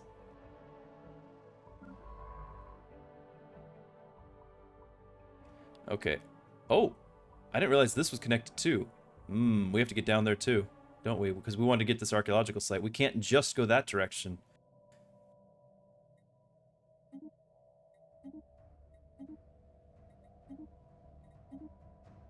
Research complete. Oh, wow. There is a war. This is a big deal. Okay, we finished that research. The two federations, the two groups are at war. So the Federation of Purple here is at war with the gray hive minds. And because the other one's a vassal, they're probably both at war. So essentially, everyone we just met is at war with each other. And we're sitting on the sidelines.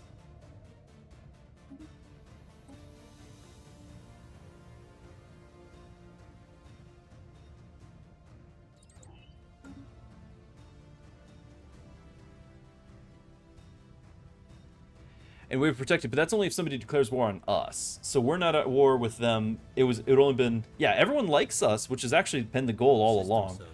So I guess technically we're actually glad, I think, that these guys don't like us, because I probably would have tried to join the Federation. And then we would have just been dragged into this war. So instead, by staying independent, we can sit on the sidelines.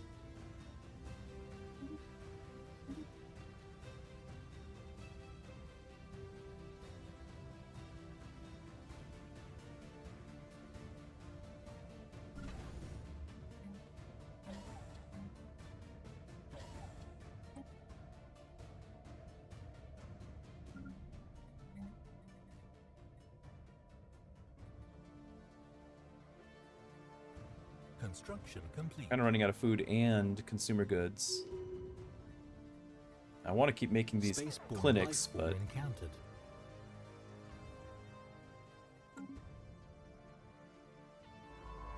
Elias has found more mining drones.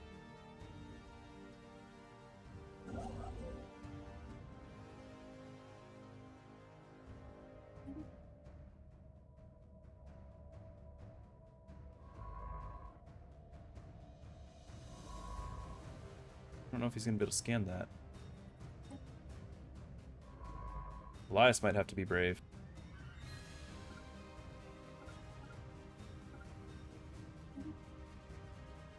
We'll try it. Den energy request. Whether due to negligence, incompetence, or sheer misfortune, Den now struggles with her energy supply. Without help, it's very likely that millions will suffer. Yeah, we can afford that. We are trying to save up, but we can afford that.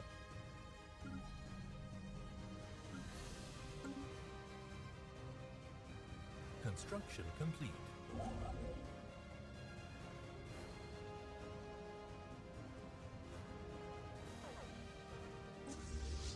This is us maneuvering.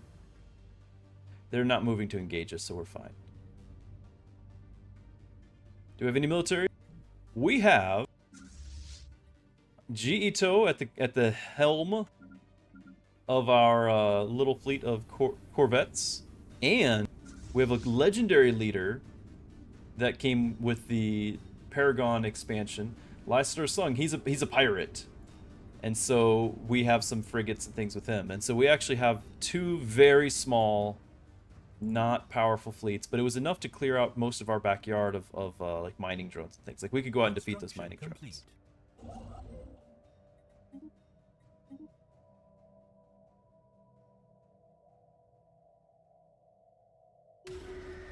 Oh. Total revolution. This is our pre-FTL buddies. On Excavus 4, chaos reigns. Disorganized bands roam the countryside, desperate for food. In the capital, Beak of Kaki clings to power, but with a diminished authority that barely extends beyond the palace gates. Unless something radical changes, the pro-unification forces appear headed for defeat. Understood. More science, more observation technology, insight. A new encounter in the Mac system. I don't know how, but we have an encounter. Mysterious aliens in the Mac system. For now, we've codenamed them the Zai, or is that She? Aliens, until we can find out more about them. If they possess a language, we must decipher it. Interesting. First contact. You know what? If these guys are going to be... I'm going to change the improved relations. These guys are the vassal state. They don't get to call the shots anymore. They might be able to declare war, but the other guys like us, so I'm a little safer. Plus, we have the other treaty with them, so I'm going to move the envoy from here to do the first contact.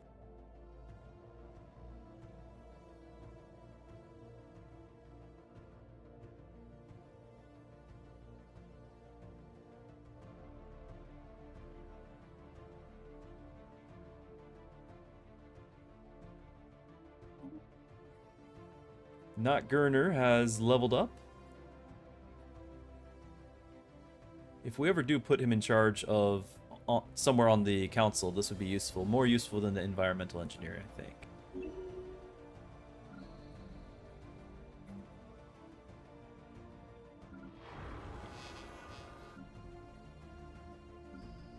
We still need agriculture and consumer goods.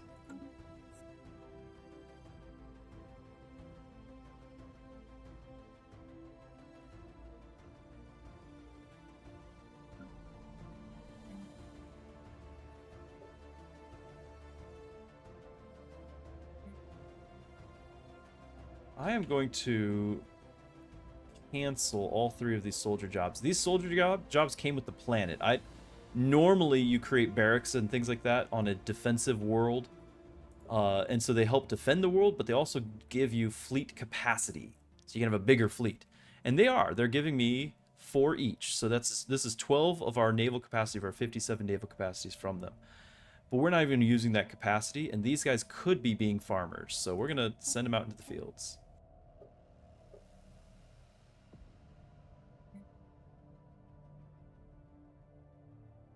Spaceborne life form encountered. Oh. We've been dealing with the mining drones all game. We just found their home. The Sojourner has encountered a significant ancient mining drone presence in the Basila system. It appears to be a major mining and mineral processing hub, perhaps the last of its kind in the galaxy. Sure it is. There's the hub. And there's a lot of them.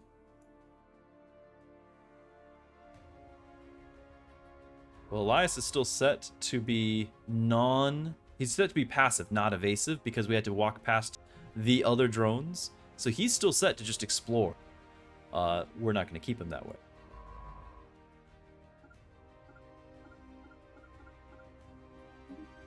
So he's just going home, but now we know they're there. It even shows their little home there. We've received a communique from a previously unknown spacefaring empire that call themselves the Rakadun Divine Foundation. They claim to have learned of our existence by listening to our communications with another empire we are in contact with. Anomaly found. Okay. Where are you? Out here. See that emblem? Well met. I represent the Rakadun Divine Foundation, led by the illustrious matriarch Feathers of Indigo. We rule our region of space under a divine mandate, and so long as you do not interfere in our spiritual affairs, our relations may remain cordial. There's a lot of spiritual nations, that's just random, but a lot of them in our area. We're going to greet them with a friendly greeting here. As fellow star explorers, we salute you. And Cardella has made another discovery. We found a heavily damaged bipedal robot floating in space. We do not understand its energy source, but we may be able to retrieve information from its memory. Yeah. Check that out.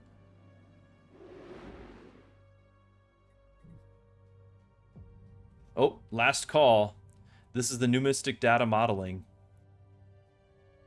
If we really wanted to get this, we would have to start selling off our resources. I could sell off some of our dark matter. I could sell off some of our minerals. We could do it for this tech. But it won't tell us what the tech does until we do it. And this may be the only opportunity to get it.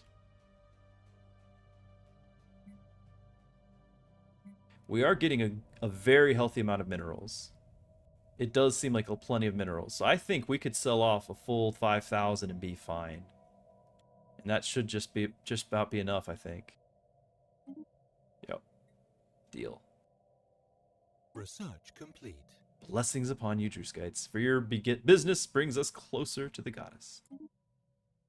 All right, what'd we get? Numismatic data modeling. Trade value, empire-wide, up 5% for the rest of the game. Are the precognitive powers of Numa at work, or is it a matter of skilled craftsmanship? Either way, this galactic stock market prediction model will forecast fluctuations in the economy with divine accuracy. All right. That should give us a little bit more. We're getting about 100 trade, so it'll be about 5 more energy credits right now. Later, we might be getting thousands of trade. But right now, 100 trade. Was it worth it? Not in this game. There are other games where it's absolutely worth it, because there's other games where you have tons and tons of trade, and we might get tons and tons of trade. As planets grow, go to any planet here. Pretty much every planet, whenever you make cities, one of the jobs that comes along with it is a clerk. Clerks generate trade value. That is their benefit to society, and trade value translates into energy. And so as you get bigger and bigger with these cities, you get more clerks, you get more trade, and you will actually get a lot from it. Beyond that, you could be empires that specialize in trade. There's actually several ways you could specialize in trade and make that way more, and maybe even we'll be down that path eventually. But this was a hefty price to pay right now. But I think the minerals were okay. I do think we won't even really feel the loss of the minerals. We'll get them back. So I kind of think it was okay. We won't really feel the benefit of the energy for some time, but I think it was something that long term it might be fine. Meanwhile, what's kind of going on in the battle? See, this is so there's these guys are at war, as we know. Gray has taken over this purple system, and the special spikiness means that they actually claimed it and they intend to keep it if they win the battle. Oh yeah, they want to establish an embassy. The new guys that we just met over here. Is this part of... Yeah, that's their capital. So you can see their icons down here, but their capital's up there. So they are, and that's their border. They're at least this big. We don't know how big they are until we know more about them. Colonization in progress.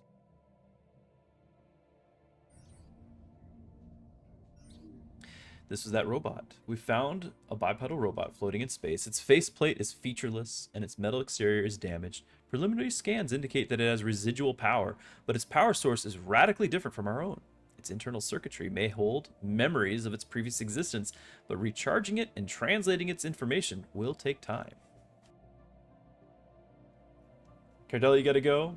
Alright. Alright. Scan it? I think so too. Let's see what we remember. Cosmic Traveler. And I think all it does, I honestly think it doesn't tell us any more aside from just giving us minerals on the place. And I kind of wish it told us more.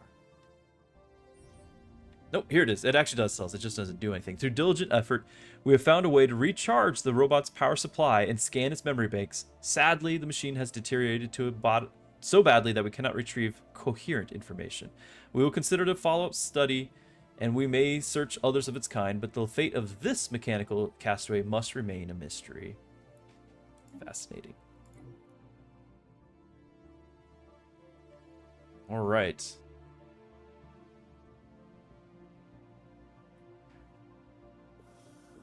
Another contact. Another communique from the Savaqwast Stellar Confederacy. They also learned of our existence for intercepting communications. They're butterflies!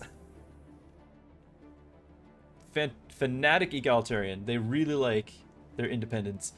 Greetings from the Savaqwast Stellar Confederacy. Chancellor Obquarpuat is our elected representative, but in truth, all citizens have a voice in our government. We strive to better ourselves through technology, a desire we hope you will respect. Now, because they are materialists, that's a little bit at odds with our spiritualist, but not so much that it can prevent us from being peaceful. So, peace to you. Where are you? Way up here. We're beginning to learn. We've got about half of the galaxy met. Another contact. Alright, another communique. The Uru warrior clans. They're rocks. Democratic crusading rocks. I represent the Uru warrior clans. Our elected leader, clan speaker Drocht or Iliktek hopes to be for peaceful relations with your people, but know that we are more than capable of defending our way of life. Fair enough. Peace to you. Also, the Xi aliens. Previously unknown spacefaring civilization. It's a whole nother, yet another group that's up there. Nothing to be concerned about, surely. Oh, their behavior is that in alien intelligence at work, one of their ships has been systematically scanning our systems, apparently in an effort to find out more about us.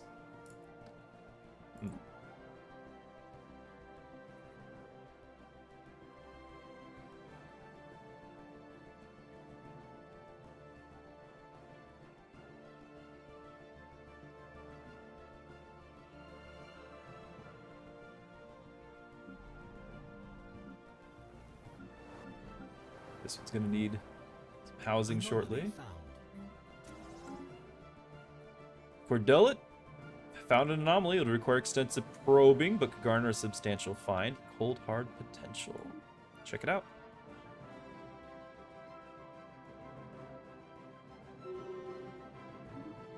Pastor Drewski has leveled. This could be important. These are veteran leader traits, some of them. So these are things that you only get when you get to be a higher level. He is on our council because he is our pastor. That's what we call our leader. He could make it so all science ships are cheaper to build and anomalies are faster to go. We're not building science ships. We're not researching that many anomalies. The ones we are low level. They're getting done fast. He could be instead an archivist, giving the Empire an extra archaeological skill and experience gain a little bit for scientists. He could focus on physics research, a 10% bonus to all blue science in our whole empire. Or hyper focus, a 6% science bonus to all science, all of it in our empire. So rather than 10% of one of the three, there's three types, we can get 6% on all three types. You could say that's an 18% bonus or whatever. So I think 6 plus 6 to all. Gito, you're here! Hyper focus, Pastor Drewski. Hello, hello!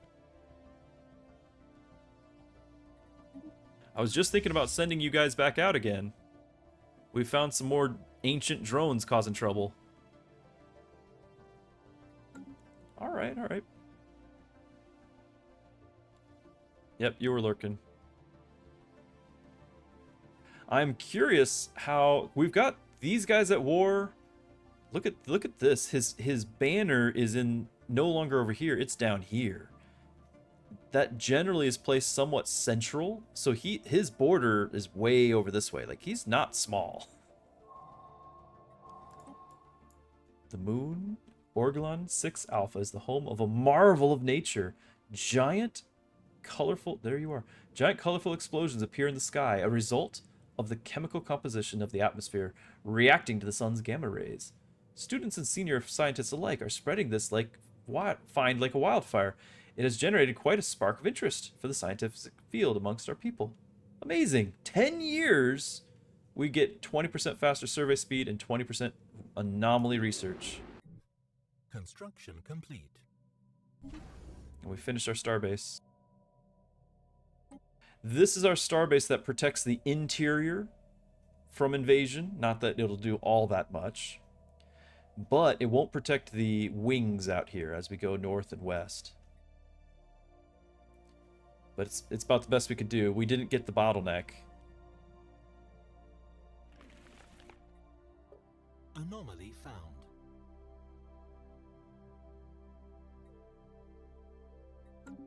Oh my. This is a challenging anomaly. Our survey has uncovered, Cardellet's doing this, uncovered something that can be only described by the science team as mystical. We need to investigate the phenomenon in more detail to unshroud this mystery.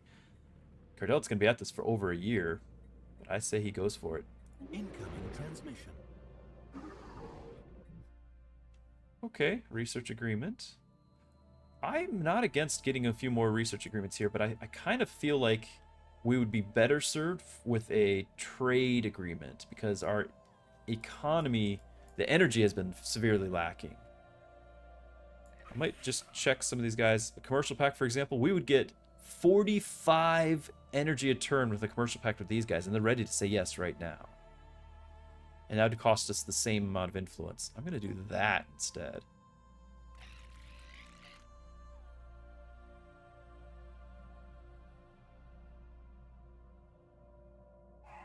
Yeah, these guys... Gray is winning this, by the way. The Federation is not seeming to do that great. Yeah, let's do the commercial pact.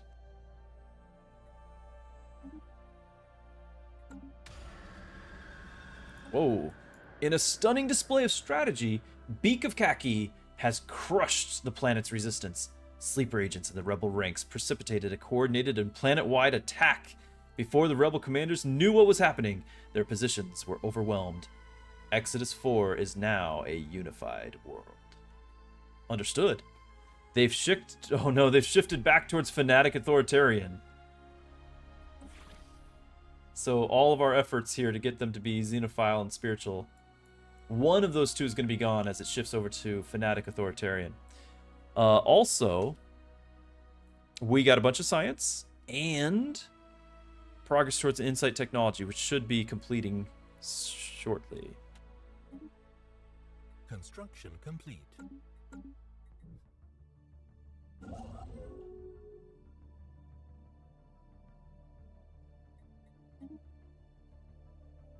Alright, the commercial pact went through, so we should double our energy. There it goes. Feel much better about that. We need to clear these things.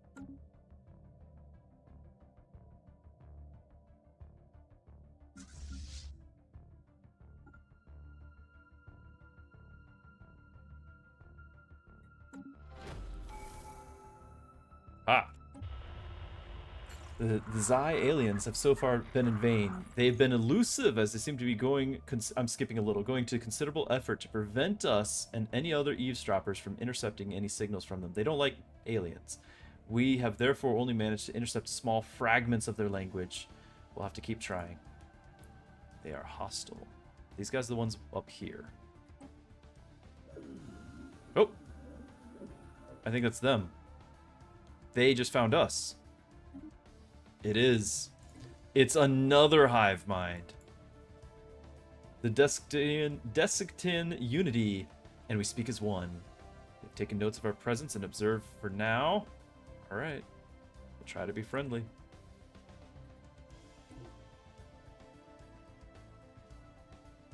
Fascinating. Incoming transmission. But they want an embassy. Yeah. And we got our tradition available. So, of the diplomacy tree, there's only 2 left. One would be increasing our contribution to a Federation fleet. We're not in a Federation. We don't need that. We are going to do this one. That increases our maximum trust with another empire and how fast it grows. This lets us get to be friends faster. Mostly we're just trying to finish the tree at this point. Yeah, a new insight will happen as soon as any event happens with our studying of our little friends. Ah. This is actually what I was waiting for. We had started to reach half of the galaxy through all the different stray communiques. As more and more spacefaring civilizations establish formal relations with one another, the galaxy is becoming a vibrant and lively place. To avoid tragic misunderstanding between nations, an increasing number of diplomats have called for the establishment of a new pan-galactic organization, a community, if you will, where the empires of the galaxy can meet to discuss important matters. Should the Druskish Enlightened Kingdom pledge its support for the creation of the galactic community, the Space UN? Yes. This is a worthy endeavor. This is what the Space Sloths have been waiting for. It will be our time to show the galaxy who we are, and that our ways are the superior way, as peaceful as they are.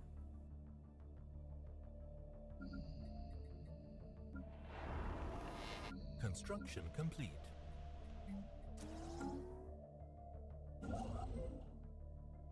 Incoming transmission. Conditions on Den have always been inhospitable to the Druskites, but thanks to diligent terraforming, extreme hardship will become a thing of the past. While Den remains a somewhat challenging environment, the inhabitants of the world have left their desert past behind. Wow, okay, Den is now an ocean world. Why they did that instead of tropical, but power to you.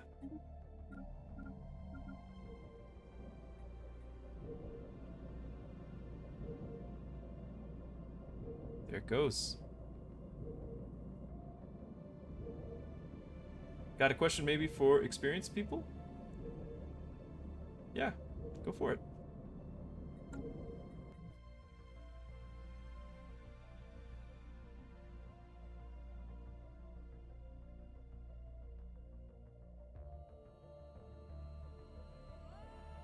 Research complete. Other 30 resources.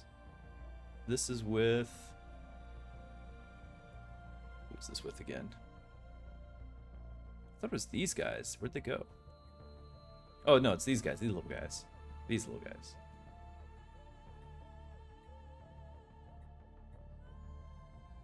Sure. Research.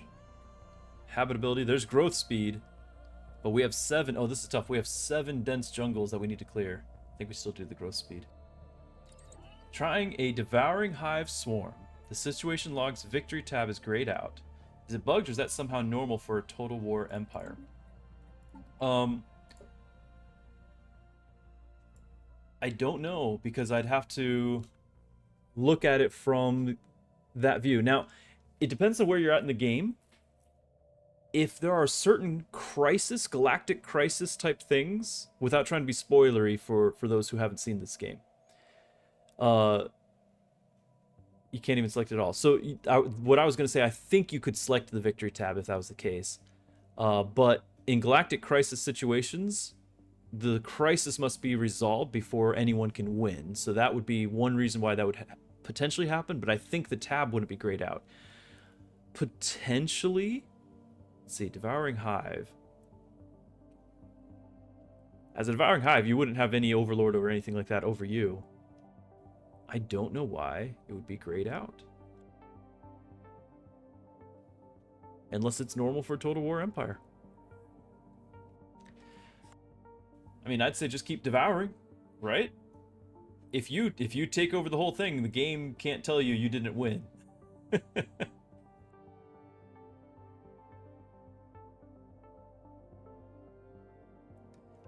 Right, yes. So, gauging how powerful they are. Now, you can sort of do that just by looking in diplomacy. Their fleet power here is overwhelming. Technology is superior, you know, and all these things. You can look at that type of thing. It's not a lot. What you actually get, the best way to find out, and you won't find out as a Devouring Swarm, would be in the Space UN, the Galactic Community. And I can't show you yet, it's not formed, but once it does form, we can see, and you wouldn't join one as a Devouring Swarm, so that's probably why you're wanting to find out other means. But in a community, you can actually tell how many points somebody has from their total, the breakdown of where it's coming from. So if it's coming from their fleet, then you know they have a good fleet. But not a Devouring Swarm. Special project complete. Likely to... Okay, so this was the one man's trash thing. So this was when the Caravaneers left a ship behind. Due to the vessel being a civilian transport, the shipboard databases were not fully scrubbed as part of the decommissioning process.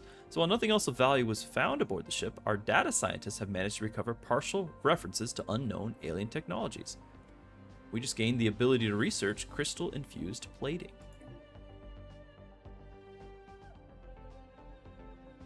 Yeah, that one's not so nice. Exactly.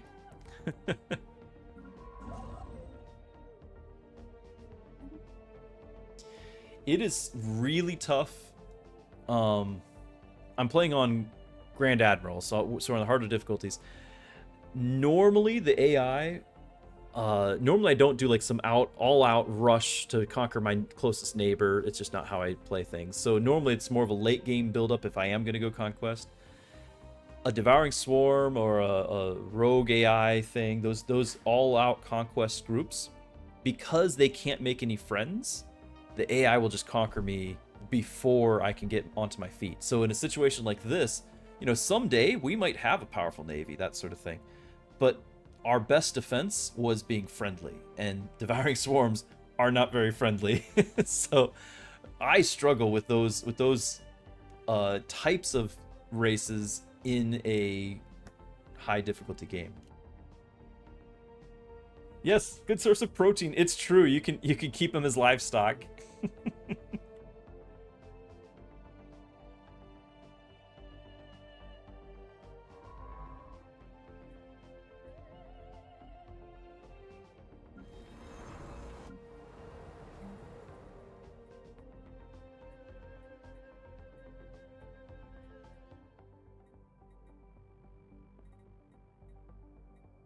I really want to do like monument and stuff, but I think I need the actual consumer goods first. The tree. Among the asteroids around this asteroid is a tree drifting through the emptiness of space. An unprecedented and highly unlikely event. The tree, I think it's here? Yeah. 18001b. Highly unlikely event. The tree is surrounded in a protective bubble reminiscent of an energy shield. Suddenly, we detect some hostile space dwellers on approach. This coincided with some sap leaking through the tree's shield while we collected samples. Could it have agitated the creatures? We need to find out what's going on. Situation log updated. Also, this system, I believe, yep, has now discovered a new alien type. We're calling them the Kaf aliens. Until we can find out more about them, if they possess a language, we'll check that out. Spaceborne life form encountered.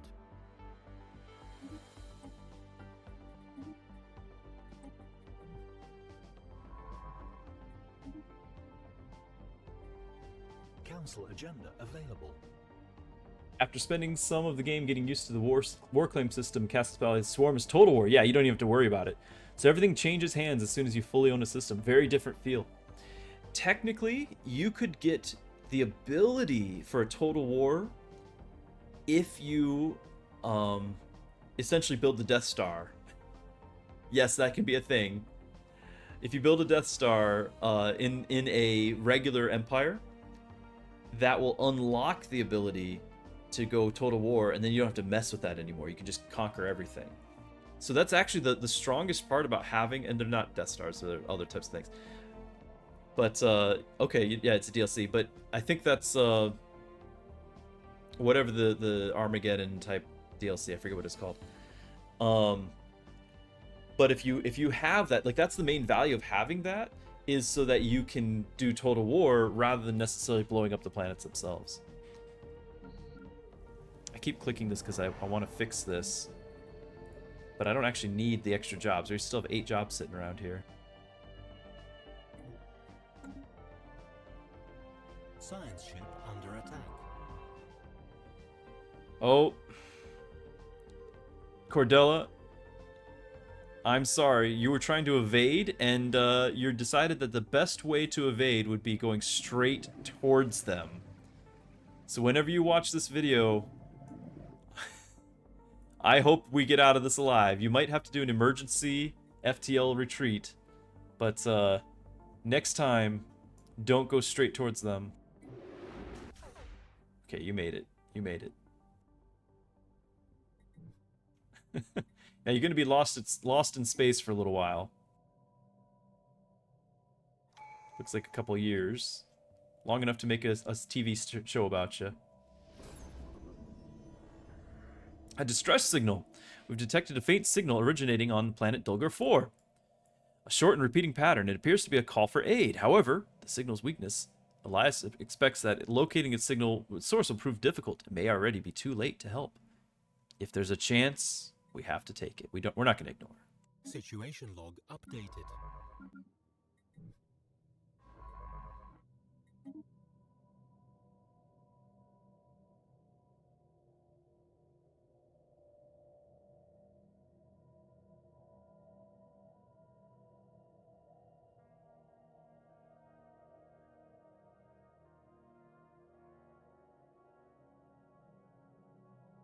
Research complete.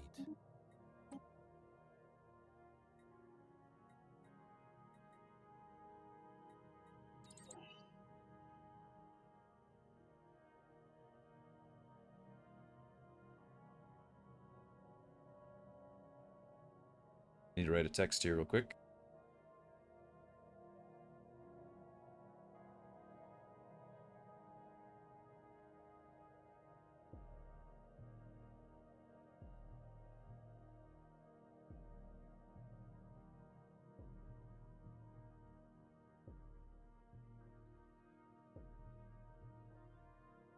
Alrighty.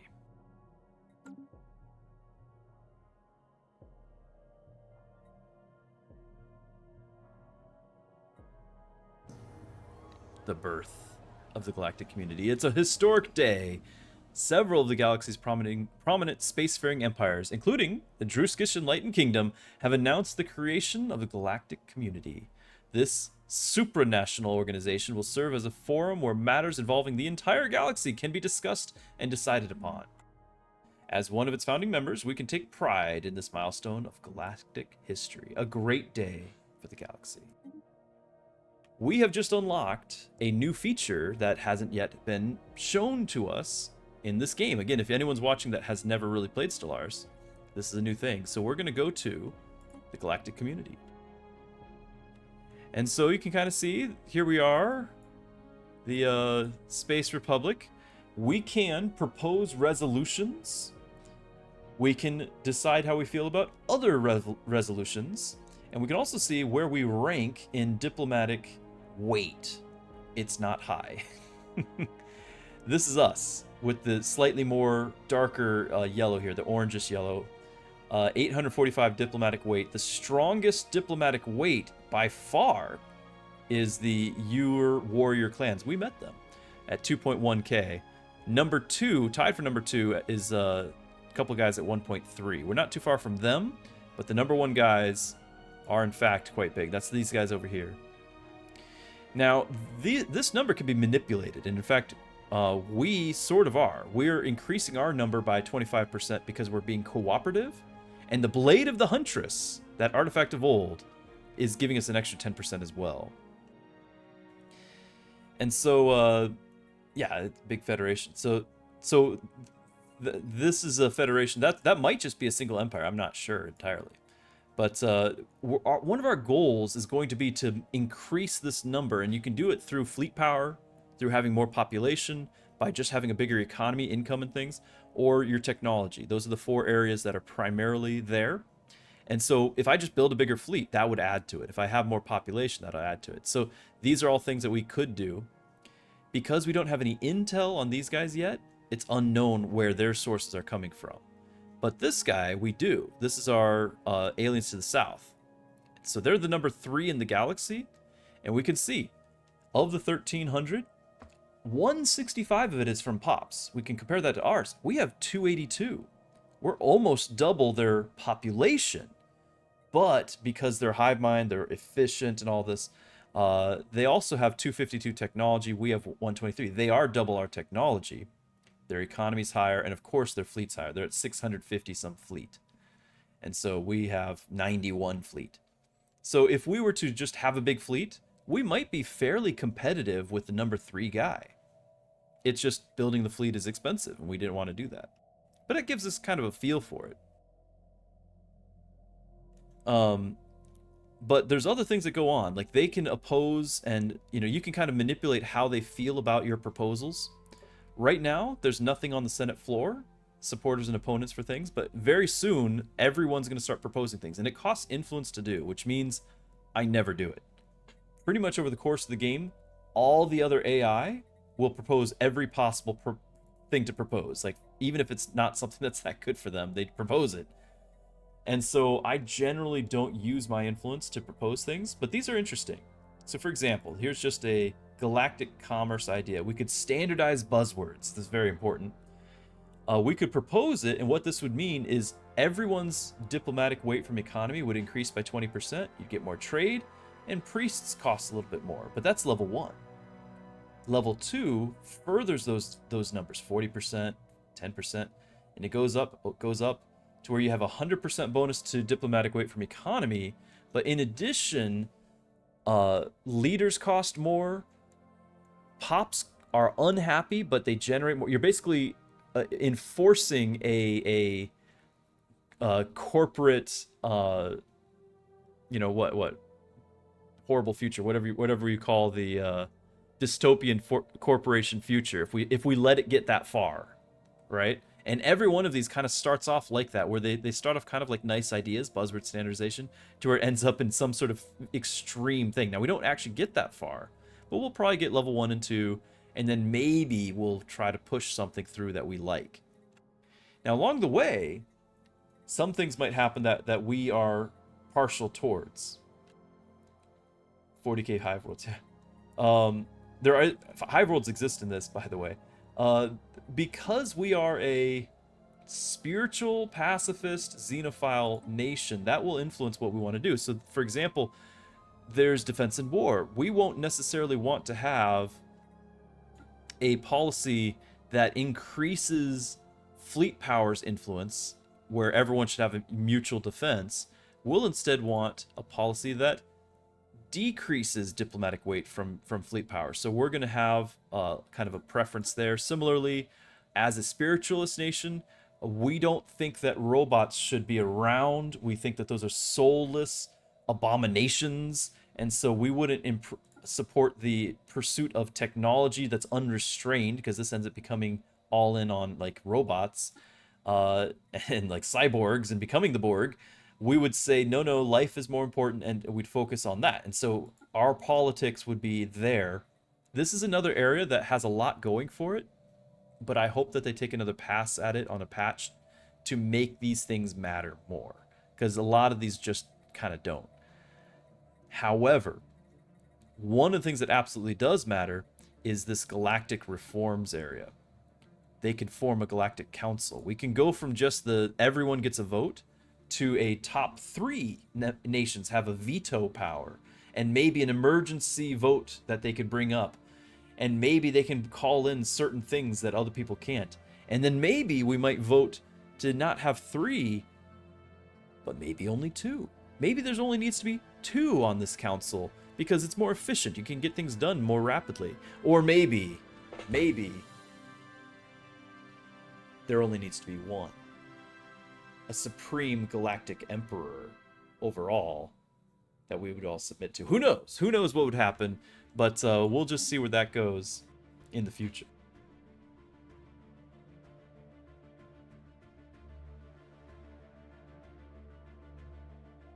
Need to respond to that text again.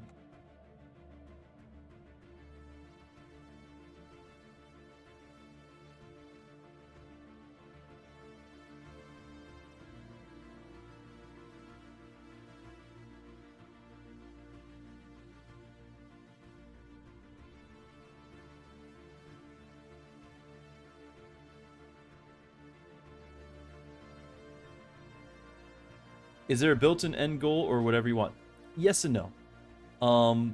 It is not Crusader Kings, where it literally is just like you do whatever you want. And I bring up Crusader Kings because it's another Paradox game. Instead, there is an end goal. Several things. there is an end date, and you could just play for score. So, for example, those guys who are the number one on the council there, they're also the highest score. We are rank 2. No, we're not. Where's number 1?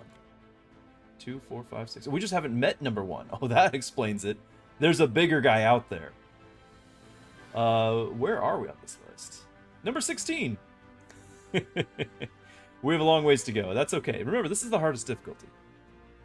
So you could win by score at the end of the date. That's not the most fun way to go. Obviously, yeah, there's always a bigger fish. Obviously, one way that many people will experiment with winning is just conquering. And there's multiple ways to go about that. You can conquer through just painting the map your color, defeating everyone. We were just talking about having a total war goal, you know, where you just devour the whole galaxy. That's totally legit. There's a couple of ways that maybe instead of conquering it, you just want to destroy everyone else. You just want to eliminate and just, you know, delete the rest of the galaxy.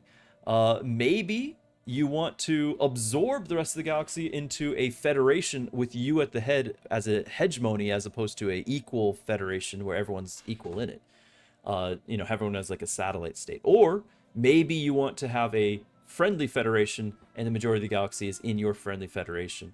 Those are all legit ways, and the game does have a end game screen, which is not exciting at all, but you can win. Jovius, thanks for the follow. So yeah, you actually can win. It's just not necessarily the main reason for playing, right? If I play a game of Civilization, I start the game from turn 1, I'm looking to win because it's focused on winning it. When I play Stellaris, I'm focusing on living out the game. Like, I want to experience the game as it goes along. And I think it's a totally different way to play a strategy game. I'm role-playing, essentially. But yeah, you can win. And eventually you do. But the thing is, like most games, that's a lot of stars. If you have to conquer every star, it takes a while. 2 more members just joined the community. A multitude, that's probably another hive mind. And the next nexus, there's the multitude, where the nexus is. Yeah, we just dropped down a few notches. That's okay. Again, we're not really a threat to people, too, so it's not the end of the world to be a minor player yet. It's still early in the grand scheme of things.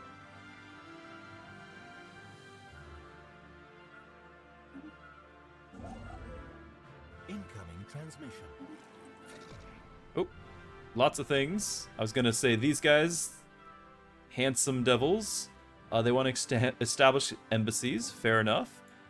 During a clandestine mission to the surface of Exodus 4, one of our shuttles was intercepted by a squadron of atmospheric fighters belonging to the local nation state. Our little buddies are not so friendly. A lucky missile hit disabled the shuttle's engine and it crashed in a remote wilderness. Oh no, they're finding one of our UFOs. We need to act fast if we are to evacuate any survivors before the pre-FTLs reach the crash site. All evidence of our presence must be removed. Time is short. They've increased their awareness by 30. They were already highly aware.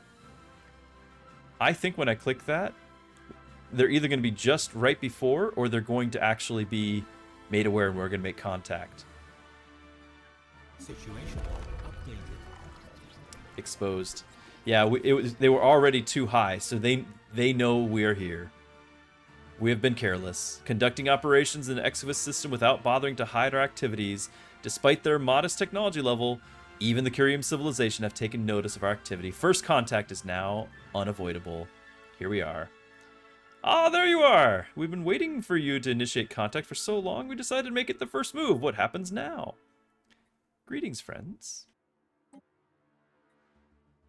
Alright, they're a little suspicious. They're in the machine age. So again, they're probably in the 20th century or so. They do have jets that shot down one of our saucers, flying saucers. So what we can do here, now that they know us, we're going to be doing less studying of them. Unfortunately, they're this fanatic authoritarian thing. But what we might be able to do is raise them up to a spacefaring civilization and then make them a protectorate. They could actually be benefiting us by us overseeing them like that. So they have some stellar culture shock. They're a little shocked that they're not alone in the galaxy, so they'll get over that in a little while. I don't think we can improve relations or do anything while they have that stellar culture shock. And we need to send an envoy here. Yeah, I probably won't do the other one. So that is now, it's been exposed. Apparently there's still the mission there. We're still going to rescue our shuttle. Incoming transmission. Several more embassies. Because of our diplomacy tree, each of these embassies is resulting in unity generated, I think. Diplomatic networking. Yeah, we're getting like 34 from these embassies. Here's the next nexus. Where are you? Not far.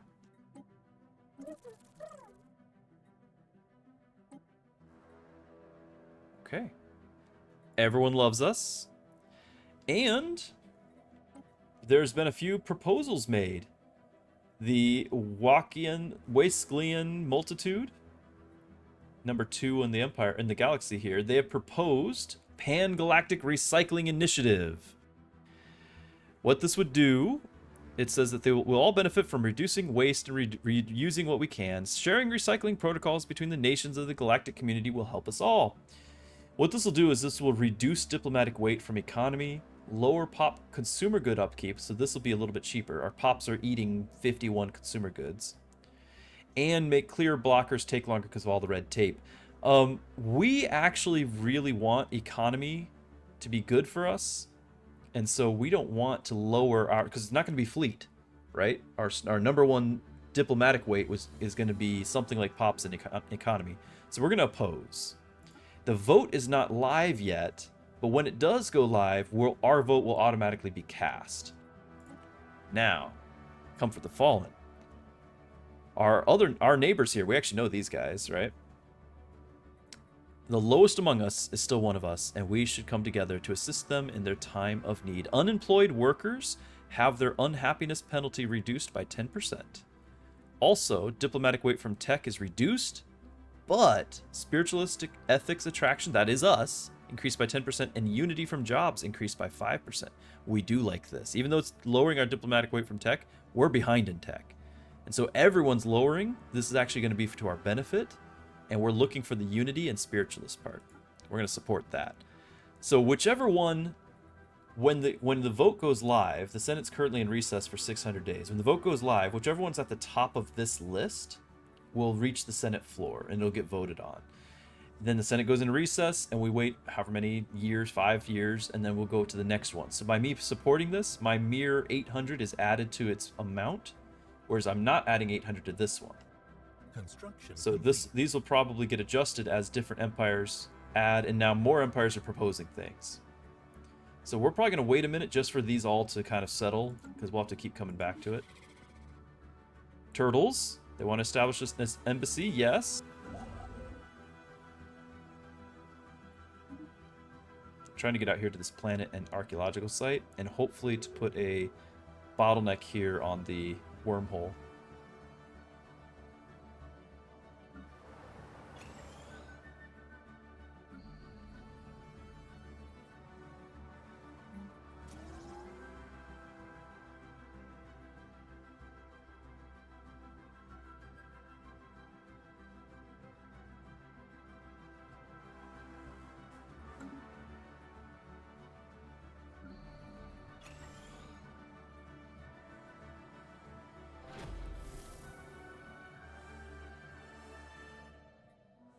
First contact. Pausing. Upon entering Orgland, this was our engagement that Cordelian had. Those creatures. Our sensors picked up strange readings. Dismissed at first as glorified asteroids, these things quickly changed when it was discovered that these entities reacted aggressively to movement in space, even at a great distance. Observation of these entities, preferably from a safe distance, is advised. Best view from afar. Keep it up. Yep, still need to rescue the shuttle survivors. Other groups are rivaling each other. Not us, not us. Still trying to get our fleet in position to take out more of those. We were pretty far away. To the point that we probably should have a second shipyard on this side, excuse me, of the Empire. Not parked all the way down to the south.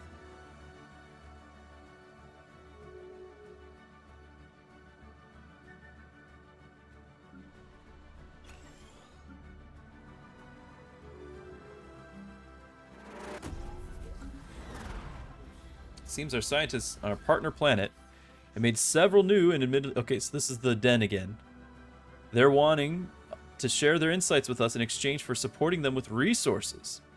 They'll give us advanced cloaking fields, but we would lose alloy, food, and energy credits for 5 years.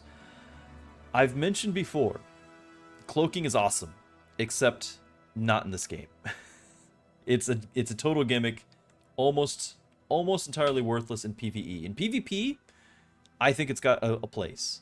You can use it to be a first strike against another player. That's not what I do, though. So I am not going to lose out on 20% of my food and energy for a tech that I really am not going to use. We would never agree to this. Construction complete.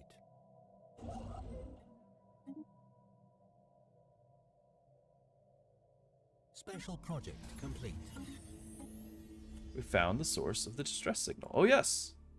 When we first got here, there was that distress signal. Buried deep within the planet's crust was an ancient escape pod. Its cryostasis capsule contained what appears to be an alien child. Despite the pod's extreme age, the cryopreservation equipment was still functioning, and the child's life signs are stable. On the capsule's exterior, a series of symbols were roughly carved. We translate the symbols: our hope, our future, our scion. Resuscitate the child. Situation log updated. Cryostasis resuscitation. This is going to take 6 months. The child discovered on Dragur 4 has survived a longer period of cryostasis than any in recorded history. Resuscitation will require careful and meticulous preparation. We're going to do it.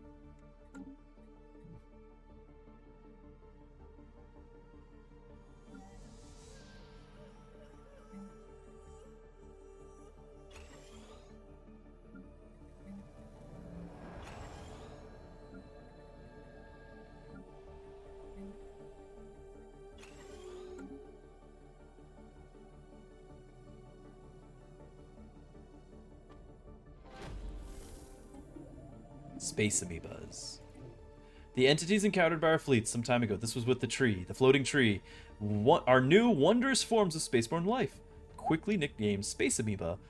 Following an analyst's gross misreading of initial sensor output, the creature is in fact larger than the average Druskis corvette. We should leave it be and remotely monitor the creature and its kin from Twitch. Fascinating creatures, or we can learn to coexist. If we say fascinating creatures, we will be able to study them, perhaps dissect them, or we could try to coexist with them to pacify them. Now, here's the thing. This is going to be our gameplay conflicting with roleplay. There are certain regions that each species of space fauna exists. Clearly, our region has been the mining drones. We've had them everywhere. And so we've been having to deal with them. We didn't get the option to pacify them because I think you need to be materialist to have the science to kind of understand what they are. We didn't. So instead, we had to defeat them. Now, and somewhere else in the galaxy, there's space amoebas everywhere, and that's a problem for them. So having pacification there is useful because now you don't have to defeat all of them. There's only one space amoeba here for us. We could research to pacify them, and then we don't have to fight the one amoeba. Or we could study it. Now, I think we're going to have to roleplay it because that's how we set out to do. But I want to point out that the better choice here is just study it. There's actually a much better outcome as well from studying it. Highly recommend it, especially if you're on a hard difficulty like we are. But we said we'd roleplay, and I think we're going to have to learn to coexist. But this is not going to be all that beneficial just because it's one star. Not like 20 stars being blocked by having all these aliens roaming around. An alien empire has established communications. I'm gonna miss that one.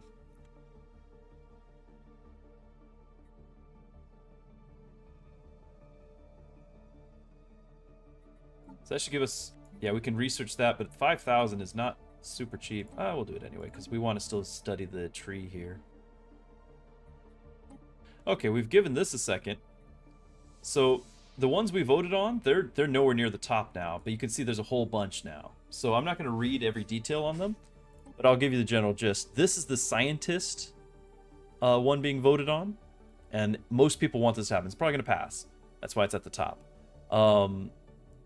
But it's increasing weight from tech, which we're behind on, and it's eventually going to be promoting robots and things which we're spiritualists we don't like. So we're actually going to oppose. Again, our 800 is not going to tip the scale, but at least it makes us feel better. Readied shield, again, this is pro fleet. Big fleets, big fleet power. Oppose. Regulatory facilitation. This one increases weight from economy, that is us. Support. Security contractors. Now, this is a little more interesting. Every mercenary enclave gets naval capacity. So you can make, if we have this, everyone gains +1 mercenary enclave capacity. We could create a mercenary force that other empires could hire, and then it would pay us without us ever having to declare war. We could benefit from it, and we could stay at peace. You know, we'd be promoting peace through security forces in other people's lands. I'm okay with that. Now, more importantly, forming the galactic market. We definitely want this. This would help everyone have resource storage capacity, but also be able to trade at a much better rate. This one, Charter Workers' Rights. This increases POP's weight, political power, happiness. That's us. Regulated growth. This is not about population growth. This is about a growth of the sprawl of the empire as you have vassals. And so it makes the vassals more loyal, and but it makes you're more sprawling. We're not having vassals. Administrative insight. This is again vassals. They would be forced to follow your ethics, and so we're not really worried about that. Exploitation Act. This means that if you are studying a pre-FTL, you have to do it in an aggressive way to get to benefit from it in the fullest. We're trying to be xenophile. We're going to say no to that too. So we've cast our votes, and so we can essentially ignore the actual Senate floor from here on out until new ones pop up. But at least we have some idea of what's happening in there. And we could still potentially vote on our own thing. Anomaly found. Oh, I didn't read that one. Efforts to map the surface of this moon have identified a strange mountain range in the southern hemisphere. It does not appear to have formed naturally. Strange mountain formation for Elias to figure out.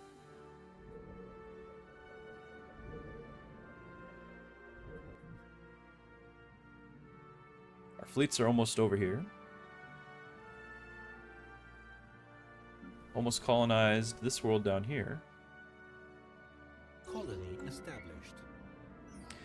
Our scientists have discovered something rather monstrous. The mountain range they scanned earlier was actually the outer membrane of a gigantic egg. It's uncertain what behemoth could lay such an egg and what horror would hatch from it. Do we study it from afar? Or do we crack it open?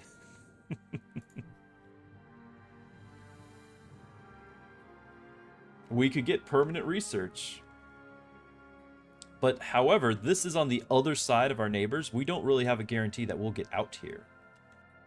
I think, rather than the research, because we don't know if we'll actually be able to do the research. It might be somebody else's research station. We're going to crack the thing open. Situation log. But before we do so, Elias is first going to explore the rest of this corner. He can come back to it. Project complete. The child. A successful resuscitation. The child discovered on Dragoor 4 has been successfully resuscitated. All vital signs are within a reasonable range for a life form of its type. Still unconscious, it may be some time before the child wakes. A number of items were also discovered inside the pod. The first was a degraded data crystal, which revealed the child's gender, name, and species. He is called Exades, and referred to throughout the log as the scion of Vargos. The second was a strange relic composed of an unknown heavy material. Given its design, it's likely that this relic formed part of a larger whole. Further study is advised.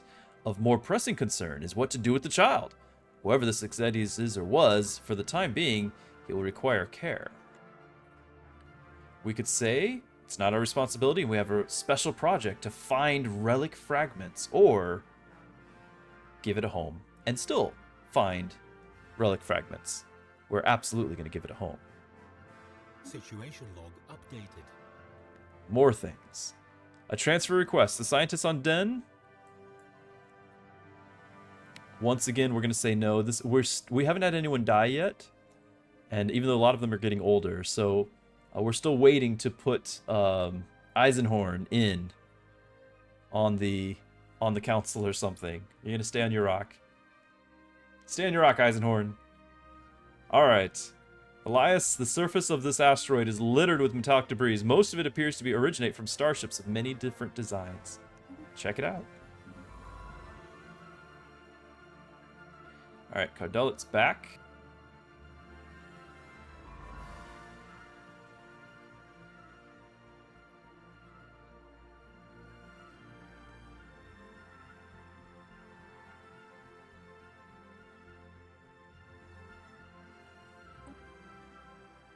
You finish this, you're actually going to research that archaeological site.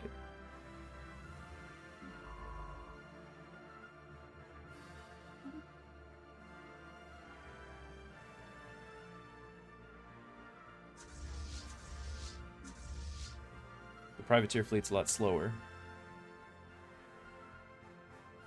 GE Ito is a lot faster than the pirate.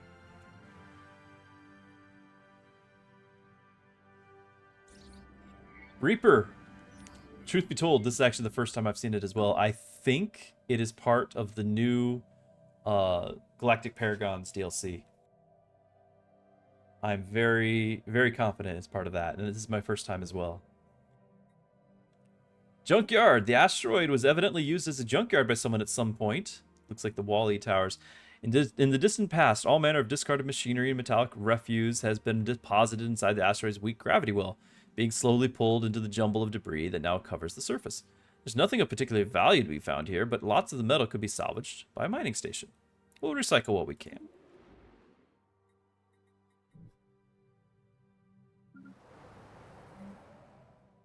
Special project complete. Oh, good. Our operatives, this was to rescue the guys from the planet, even though they already found out that we were here. We were trying to hide our presence.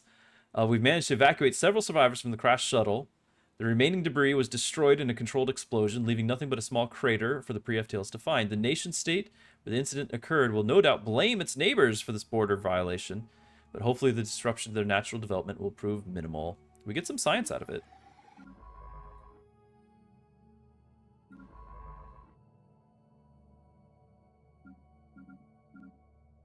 There you are.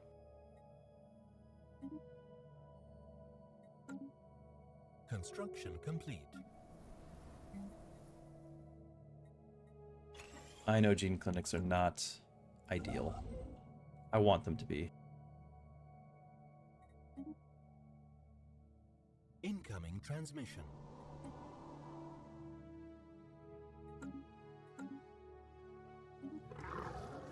Yes. Yes, we will have an embassy with the elephant people.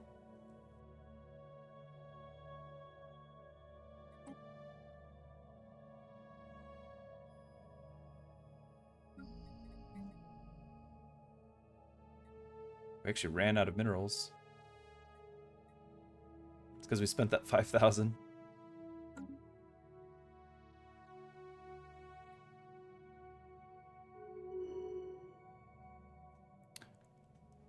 Ah, yes.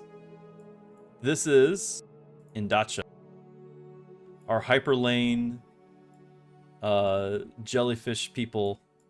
The insights we have gained into hyperlane technology through our cooperation with the Habitantine has been frustratingly slow. It seems that to achieve a mastery of local hyperlane cluster like they have, we would need to spend thousands of years cataloging hyperfluctuations. We have received a new communication from their chief representative. To be honest, your presence here has been grating. So now that we have taught you what you came for, we need to ask you to leave. Having judged that our ways of life are incompatible, we worry that you might covet what we have in the future. So, to prevent any feelings of ill will, we wish to offer you one of our worlds. We will handle the transportation, don't worry. We can accept and tell them to have a good life, and Sol 10, the size 25 Gaia world, will be added in orbit around Prime. Or, we could say we will take your secrets, and we will take all of them.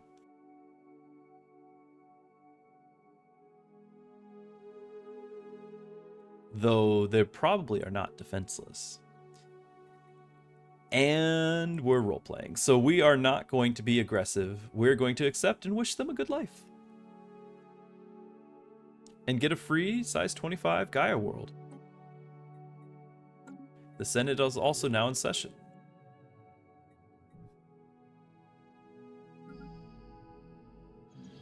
There it is.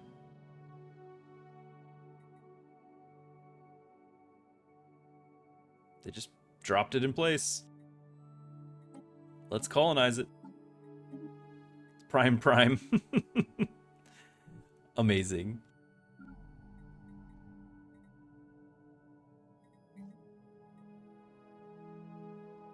I need the energy to... I was going to terraform that world up here. But I also need to build some buildings.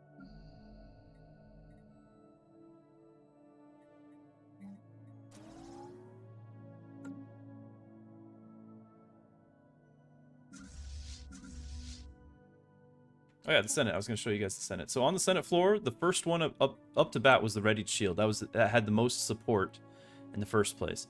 This is one that's going to increase diplomatic weight from fleet power, which is not good because we have the least fleet power in the galaxy. So we're opposing it, and a few other people are as well, but by far this thing's going to go past. Now what we could do, and it's not going to work, but what we could do is we could call in favors. We could buy favors, call them in, and cause an equivalent amount, like let's say our warrior clan friends here. Each favor up to 10 is worth 10% of their voting power.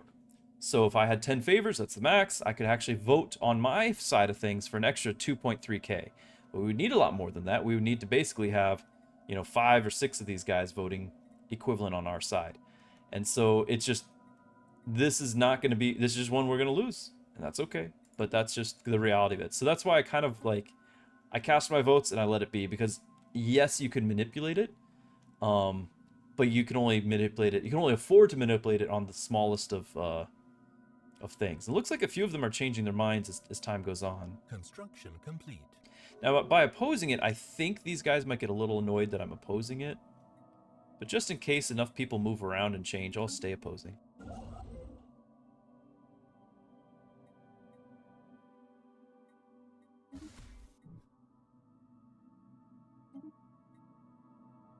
Okay, peace somewhere else in the galaxy. There's a lot of orange out there.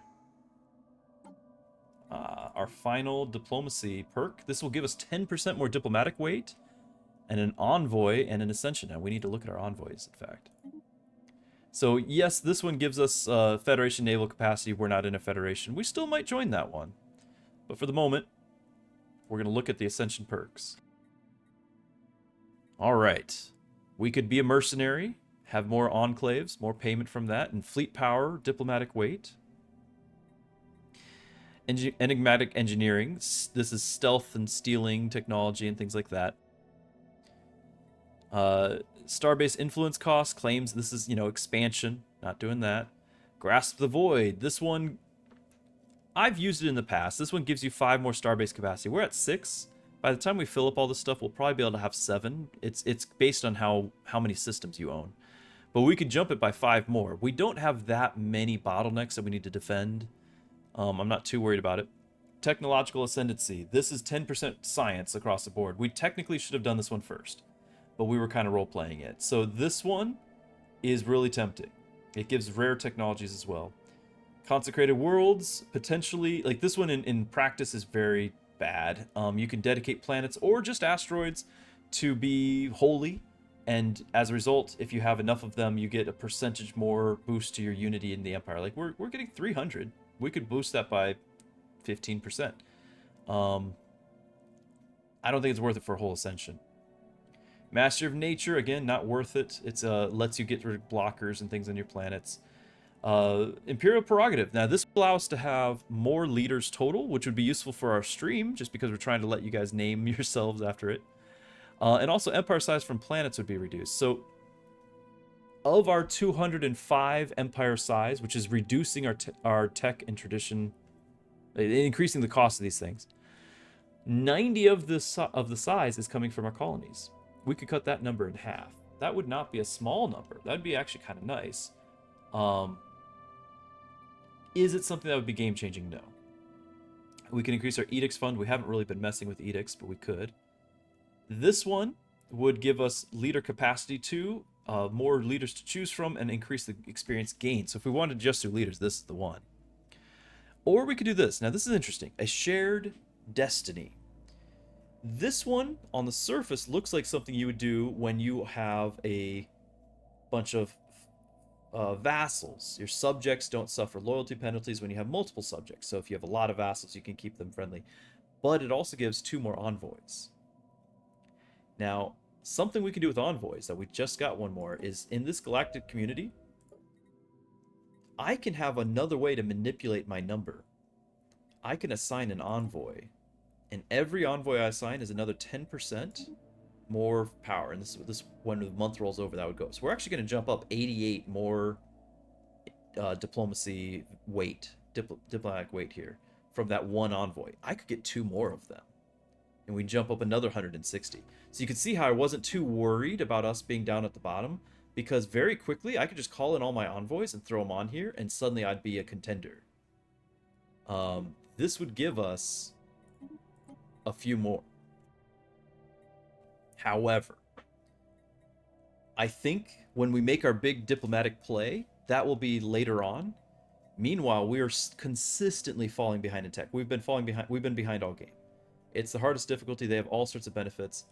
I think I'm going to pick the research speed, and we'll come back to that other one.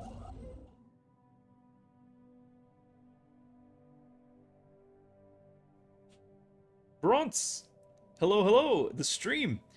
We had quite a marathon, and in fact, today we might even have more again. But we played some Mecha Bellum, we did different things, and then we capped it off with the brand new Baldur's Gate 3. And I've been playing that. We just started that with Sirheed, and the 2 of us are taking on the hardest difficulty with just 2 people in our 4-person party. And it was brutal, but we had a blast doing it, an absolute blast. And of course, there's, what, 400,000 people watching that game on Twitch because it just came out yesterday. Thousands upon thousands of streamers streaming it, and I'm at the bottom. So there wasn't many of us involved in the stream itself, but we had a good time. It was fun. Thanks for asking.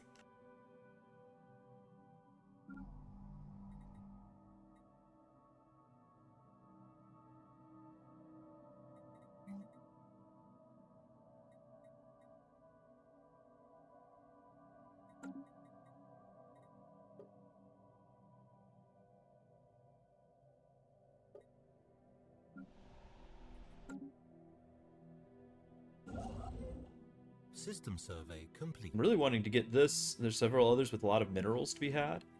But we're still trying to claim the land. Like, we're trying to get these bottlenecks. So, no time to fill in and get the luxurious things that we want. Our fleets, though, have arrived. We're gonna send those in.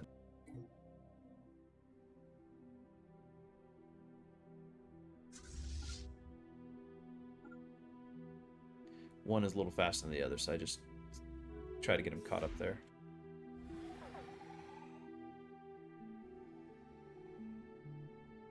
Incoming transmission. Migration treaty. I don't know if we. Hostile fleet engaged. I don't want to spend the influence on more migration treaties, even if we like them. We're going to decline that.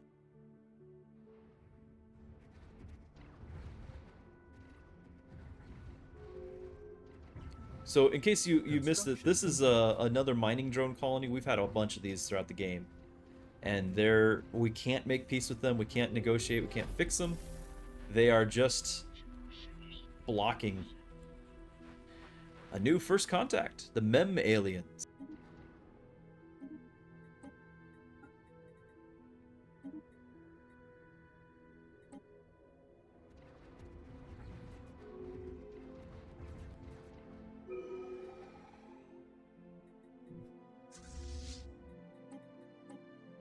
They're gonna go repair.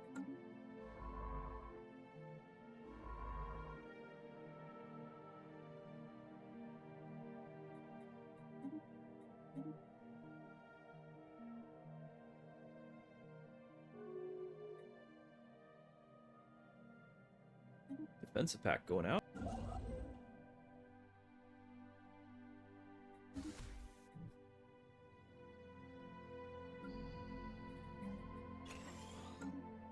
Trying to start build a lot more like research labs and things like that. We need to catch up. Very much behind. Incoming transmission. Elias is leveled. All sorts of things are going on. So Elias, now I don't know how much more Elias is going to find anomalies, but he currently is giving us a month's worth of research every time he gets an anomaly. We could bump that up to 3 months, which is amazing, but there's just not much space left to explore. You can see borders out there. There's really nothing left to explore. So I think we're not going to do it. Same problem with this. On completing a survey, a chance for basic resources, sublight speeds. On finishing a special project, we gain unity. There is a couple of special projects here, so I think we're doing that. We've pacified the amoebas, temporarily refraining from venting certain emissions from our vessel's reactor cores while in the immediate vicinity of space amoebas. Flux seems to be enough to not arouse their ire. With this new protocol in place, they are no longer pose a threat, and we have been able to study them at close range. They are rendered non-hostile. We've gained the amoeba breeding program option and regenerative hull option. Meanwhile, some other research agreements proposed. We will do that. We need to catch up, but we're going to not do the migration.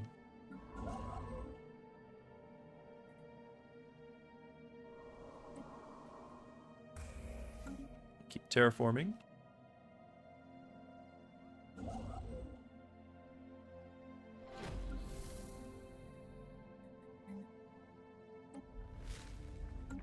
The Mem aliens, living crystals. The irregularity we had designated as Mem aliens appears to be made of some sort of crystalline material. Curiously, it seems to be able to propel itself across the void and protect itself when necessary, indicating it may be alive. Our researchers are working hard to find out more. Keep at it.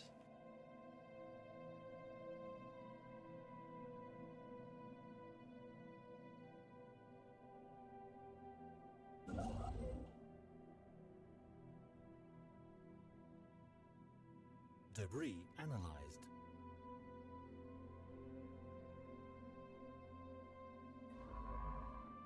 Yep, we're excavating archaeology sites.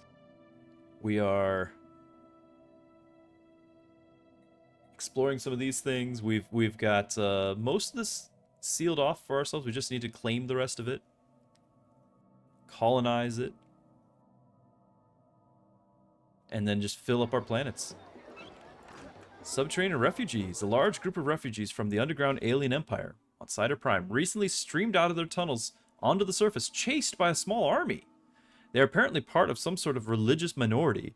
They claim to be fleeing persecution. If we let them join our colonists on the surface, it will no doubt anger the rulers of the empire they fled from. However, if we let the pursuing army take them back from underground, they will likely face execution. We can let them join our colony, gain a pop. Relations will be harmed. Now, we increased our relations quite a bit by helping them in the past, or we don't want to afford a political incident. I think we love aliens. I think we're going to take them in.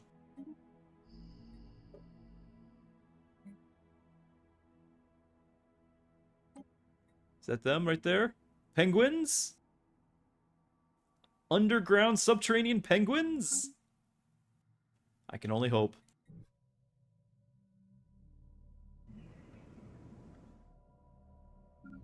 Our colony ship is about to land on Prime Prime, the Sol 10, stolen from the Sol star system, our star system. Missing Planet X is in because Amazon System search Prime has complete. stolen it.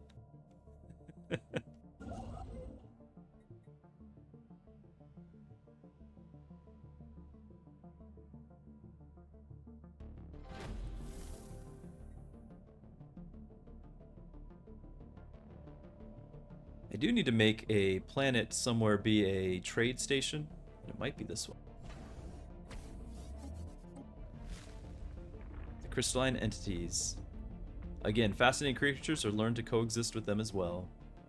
An alien empire. So has we've established discovered that there are communications. crystal life forms out there, kind of like the amoebas and the mining platform, drones. They're ship-sized objects, and they're slightly smaller but equally crystal-like satellites that first appear inert, but sudden shifts in their orientation relative to our ships and new energy signals emerging from within the prisms indicate that they should be regarded as hazardous and approached with caution. As we do not wish to risk coming into conflict with these prismatic enigmas, we ought to establish remote surveillance and observe them from the capital. Fair enough. Oh yeah, we need to research that relic. Forgot all about that.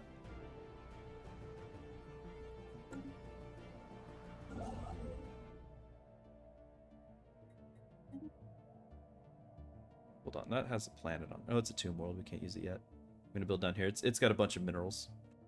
Okay. I do believe, yeah, we should welcome them. Is that the penguins or the crystals?